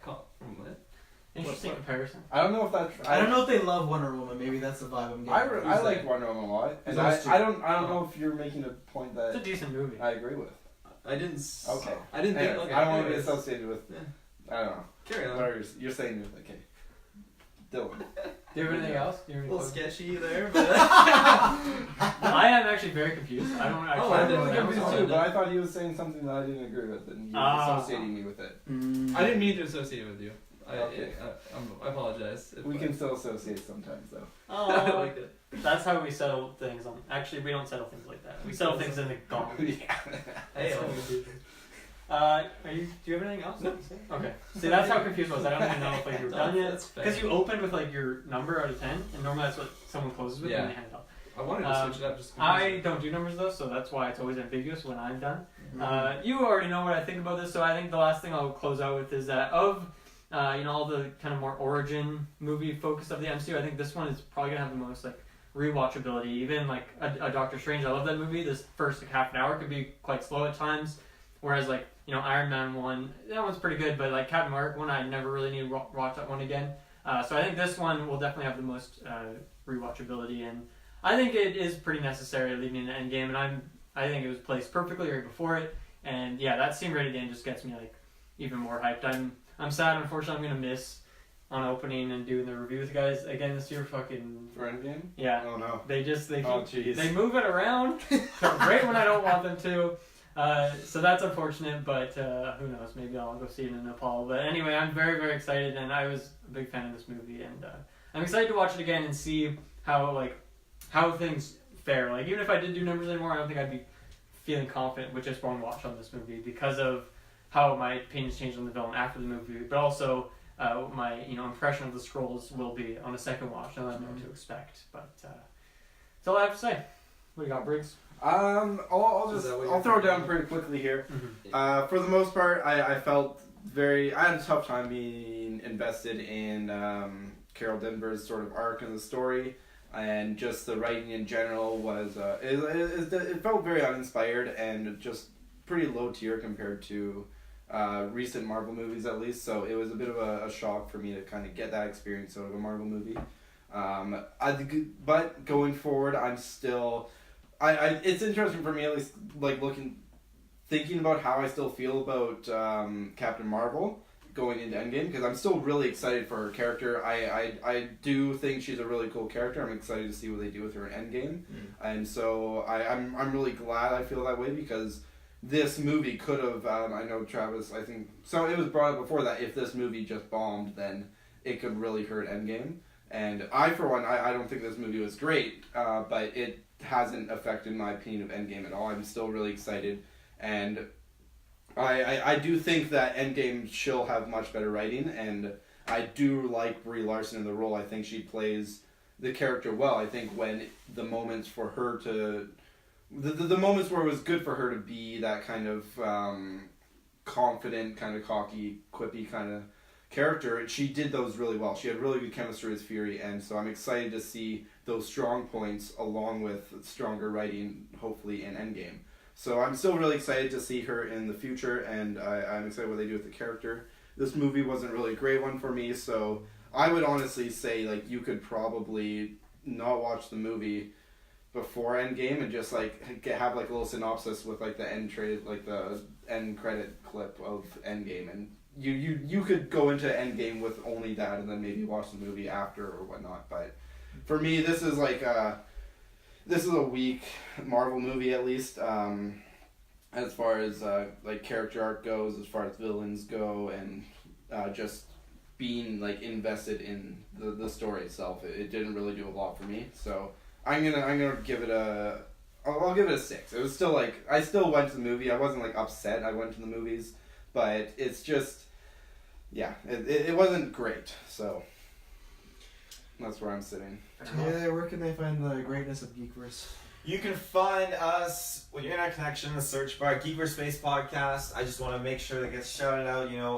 There's a huge superhero craze going on right now, and We always do it at the end. oh yeah, in celebration, not of Captain Marvel, but of Shazam. She's getting great reviews, by the way. People are saying it's the best DC. I'm very much excited for it. Where's it coming out? What? April. It's out in April 5th. Early April. Oh, yeah. But the reviewers saw it Yeah. on Wednesday, and they're Nice. digging They it. showed That's it awesome. early, so that's A month early, so they're really confident. I mean, That's Civil War confident. I wasn't Yeah. even that interested until I heard that, so that's Yeah. cool. We got the DC poll happening right now. New round just started 10 minutes ago, and currently it is General Zod pitted against Ra's al Ghul from the League of Shadows. It's a Or very, Rachel. very juicy round. That's a Pop in tough there. matchup. Yes, Wonder I might Woman vote on this actually defeated the Flash in the last matchup, so Were you good for surprised? Wonder Woman. No, Yeah, me neither. no. Wonder Woman. I put Wonder Woman over the Flash. Me and Travis got into a debate about Flash was good or not. I'm all about that Barry Allen, but Wonder He Woman thinks is- Flash was the best part of Justice League. I don't think See, I said the best. I part, personally that's really surprising. like Flash, but I wouldn't say I like Justice League Flash Yeah, as much as I exactly. like comic book Flash. He's terrible in that movie, and I love Ezra Miller. Weird Oh, If you like what we do, head to the description below whether you're watching this on video or podcast. All our links are there to subscribe if you like what we do a lot. Head over to Patreon. At the dollar level, we get half our stuff, $5, get everything. There's early casts up there. There's exclusive casts up there. Very soon, I think in 2 weeks, we'll be starting the X-Men retro. So that is going to be in honor of Dark Phoenix. We're going to finish off The Hobbit as well, and then we're going to come back to Lord of the Rings after X-Men. So we got lots of stuff popping up. I'm very excited to get into X-Men and do those, because Dark Phoenix could be bad, but I think that retro is going to be a lot of fun. So thank you very much for tuning in. When we hear from you at Endgame, it will not be boring. I love you all. Thank you. Later, nerds. You don't say that like it's your last cast. oh. Look at this. I have to